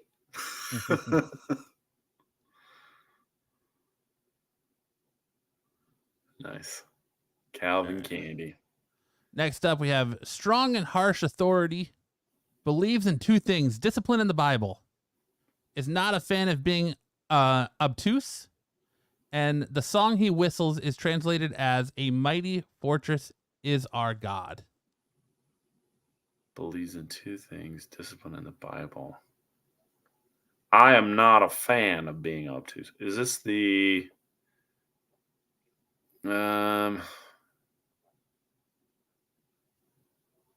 mighty fortress is our God? I'm thinking this is the drill sergeant from Full Metal Jacket. Is that what it is? We already Not did even close. We already did that one. Oh. You did that one. You already did that one. That was Platoon, by the way. Discipline in the Bible. Jeez, I have no idea. Anybody People in the chat are saying Book of Eli, but he was That's not the what villain. I was thinking, but that wasn't the discipline in the Bible. That didn't match up. Is it Kiefer Sutherland's character from or in a movie Black Eyed? No, A Few it's Good not. Men? No. Any more guesses? I think we're good. I don't think anybody else is going to get it. Warden Samuel Norton from Shawshank Redemption. Oh, Shawshank. what a great movie. He's great in that role too, by the way.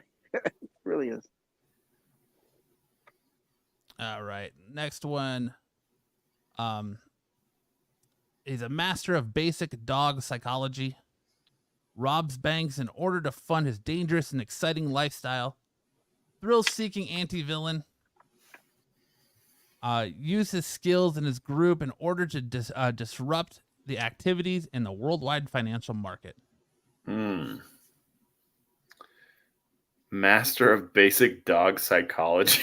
Brian J. Nutty Professor. Master of basic dog psychology.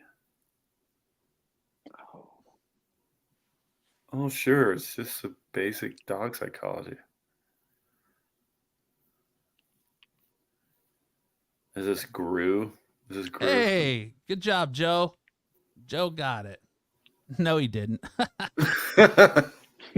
What? No, it's Bodie from Point Break. Tyler Durden was last week, or last time we did this game, whenever it was. But that is Hollywood Assholes. Hope you guys enjoyed. And now we'll do Movie Wars whenever Kyle comes back.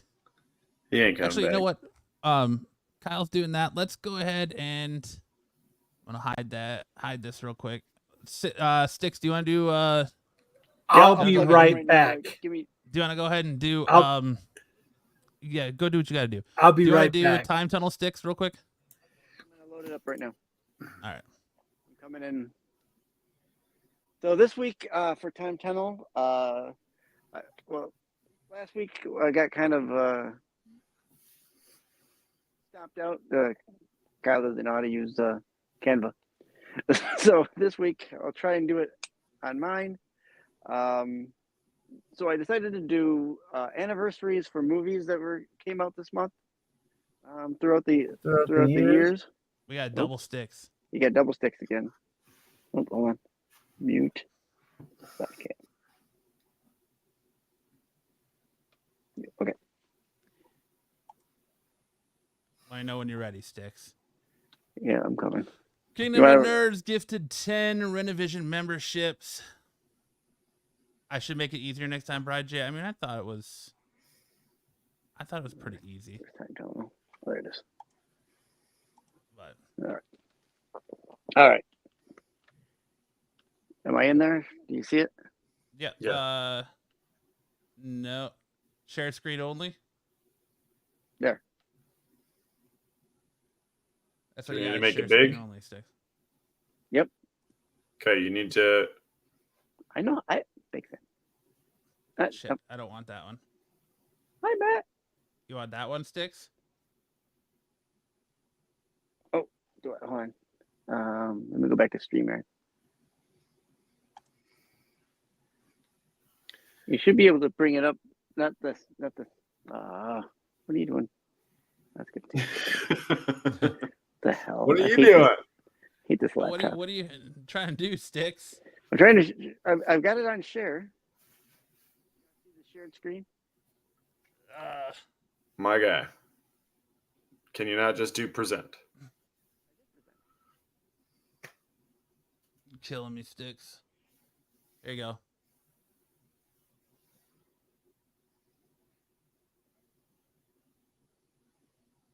It's loading.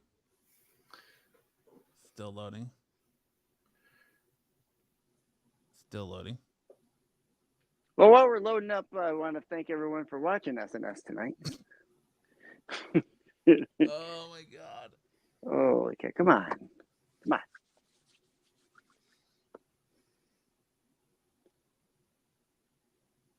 All right, I'm trashing this laptop. I don't know what's going on. Fucking laptop. This laptop is getting thrown. It's Holding not our even that breath. old. It's not even that old. So, let me do a thing real quick while you're doing that, Sticks. So I asked ChatGPT to make a Magneto musical based on our discussions last week. Did you get it up? Did I get what? There it is. Let's do it. Yeah. All right. So, all right, let's go right to the first one. All right, there you go. These are anniversary movies from April of their years. This is I even figured out what our episode number. This is episode 84 of Saturday Night Special. I'll put that on the little clapperboard for you. All right. April 21st of this 1924 was Sherlock Jr. with Buster Keaton. This is its 100th anniversary this year. There was no box office numbers for this. They didn't do that back then. So So that's the 100th anniversary for that movie.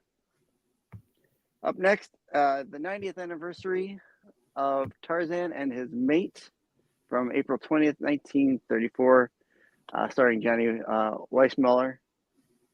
I've watched this one. This is not a bad Tarzan one. There's some better ones, and there's some worse ones. This is one of the better ones. 80th anniversary of CoverGirl, starring Rita Hayworth. This is one of her first movies to have Rita Hayworth in it. April 6th of 1944. This will go kind of quick because it's not too much to go through. This is the 70th anniversary of The Seven Samurai, directed by Akira Kurosawa. April 26th, 1954. Of course, a lot of movies now get the Kurosawa treatment, where they take kind of what he's done in his movies and translate them into a more modern of the time rendition. So like Star Wars, this was like it has some Seven Samurai and Yojimbo and the tower there. And so he's seemingly a very influential director. Now, 60th anniversary From Russia with Love for James Bond, starring Sean Connery. We finally get some box office numbers. Domestically, this movie made $24.5 million, a little more dollars at the box office. There was no, they didn't have a worldwide reading at that time. April 8th of 1964, this one came out. Some great pictures there. You get the bondage, you get the lady in the long dress. That's kind of an interesting poster. 45th anniversary of Mad Max from April 12th of 1979, starring Mel Gibson. Mad Max got a worldwide gross of $8,773,000 there.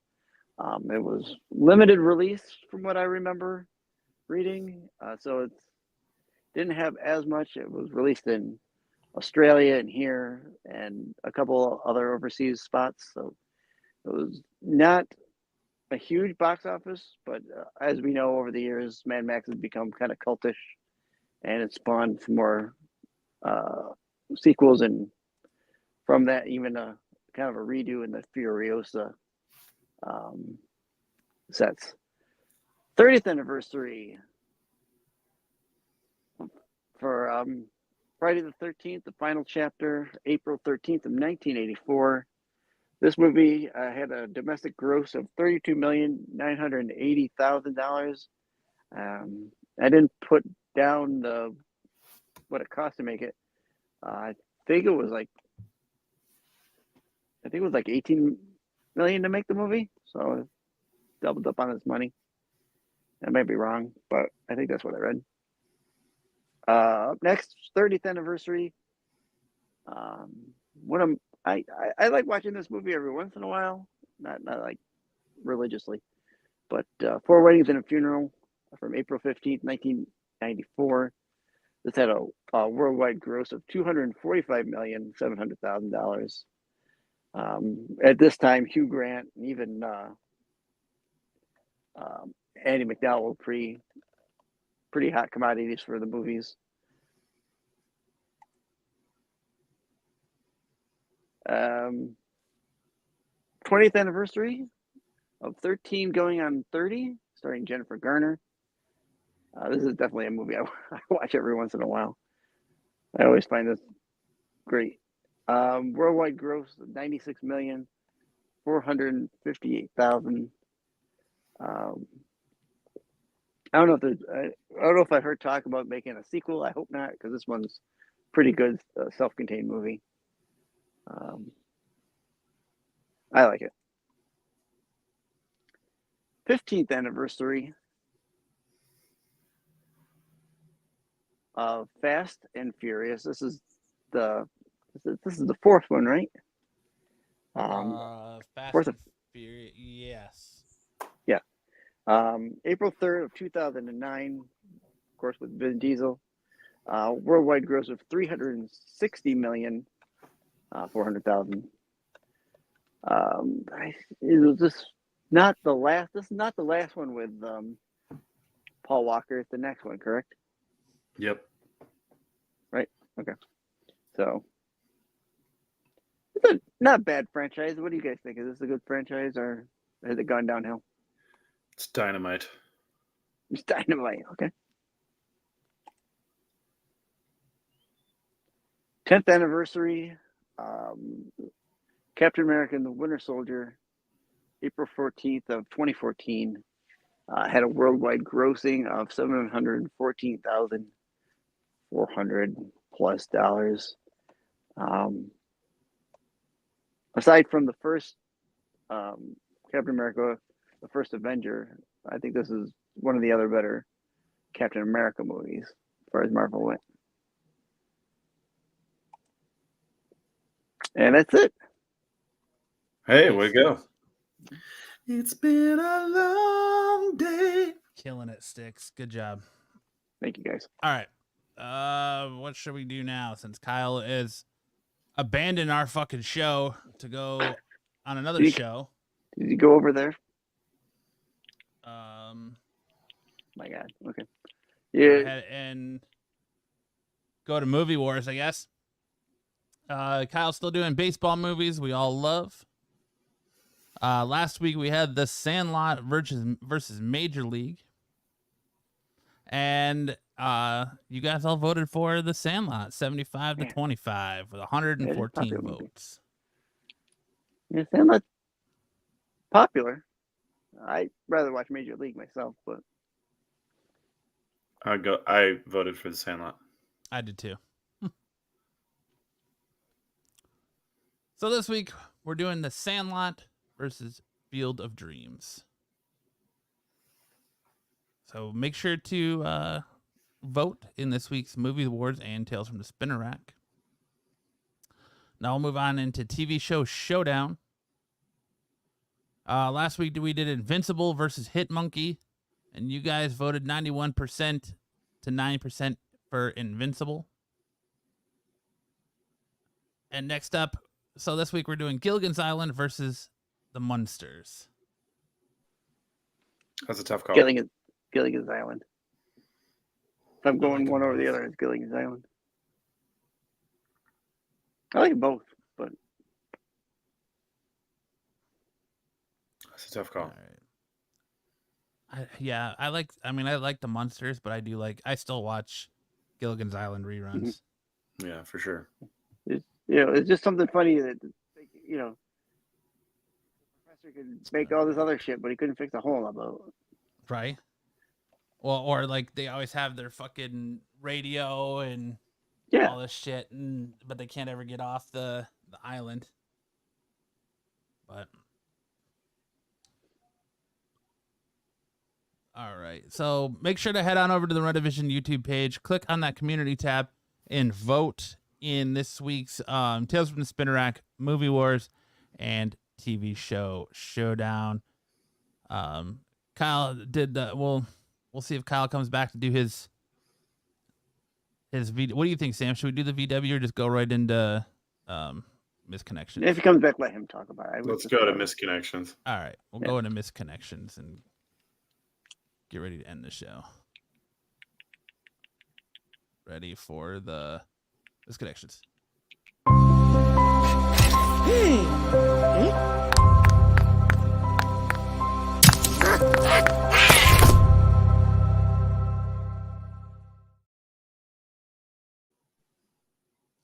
All right. Who wants to start us off tonight? I'll do it.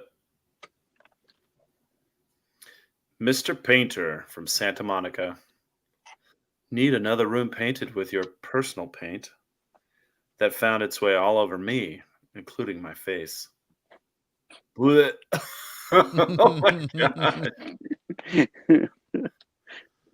This whole ship would look like a Jackson Pollock. Yeah, that's fucking ridiculous. Need another room painted with your personal paint that found it all over my. Oh, dude. Yikes. Santa Monica. I ain't going there anytime soon. Next up, young and skilled male handyman for all your needs. I have a nice set of tools, all that will be highly to your satisfaction. Hole filling with my special homemade adhesive, or just any services. I come to you and take care of your issues, no questions asked. I'm only taking female clients at the moment. Love to help a mom who doesn't have a hand at home. Dude's MILF hunting. Yeah, he is. Dude's Sick. MILF hunting. He's just out there performing a humanitarian service right there. Craven the Hunter. Craven the Hunter. Craven the Hunted. All right. Next up, you're up, Sam. Or I mean, Sticks. All right. Missing my stepson, Santa Barbara. Mature male here looking for a stepson, 25 plus. Do you want your dear old dad to come over sometime and for some quality father-son time? This is weird. Dude, Dude, these people are weird. what the actual hell? Okay. No. Again, Santa Barbara. We'll be going there anytime soon. Stay out of Santa away from Barbara. Santa Barbara. Yeah. Sam, you want to take this one? Sure. Any college girls need editing some help? I'm looking for a college girl for a help kind of thing. Message me for more details. Need editing some help. Sticks boy, are you needing some help? I think we're all needing some help. I agree. All right. Next up, we have I'm looking for someone that can show me how to tame a feral beaver. Oh boy, here we For go. so long as I can remember, I've always been an admirer of the majestic beaver, but anytime I got close, I got scared and ran away. I'm just hoping that there is someone out there that can help me, guide me on how to get over my fears and just become that beaver pleaser that I know I can be. Thanks for reading. Dude, I wonder how many of these actually work. Ugh. Beaver pleaser, man. Hey. That's it for Misconnections. Wow. I think that's it for the show because Kyle is still He's Kyle, still, on another he's show. He's still on his walkabout. Yep. He's still dream walking. Yes, he is. But I think that'll do it for this week's show. I want to thank everyone for hanging out with us, having a good time, enjoying your Saturdays with us. We definitely appreciate it. Anything else you guys want to cover before we go? I love you guys. You guys are so great.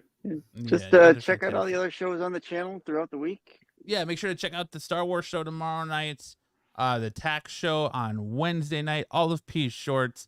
Make sure to check out the Hot 10 Fridays, followed directly by the Qualified, and you'll find yourself right back here next Saturday for an all-new episode of the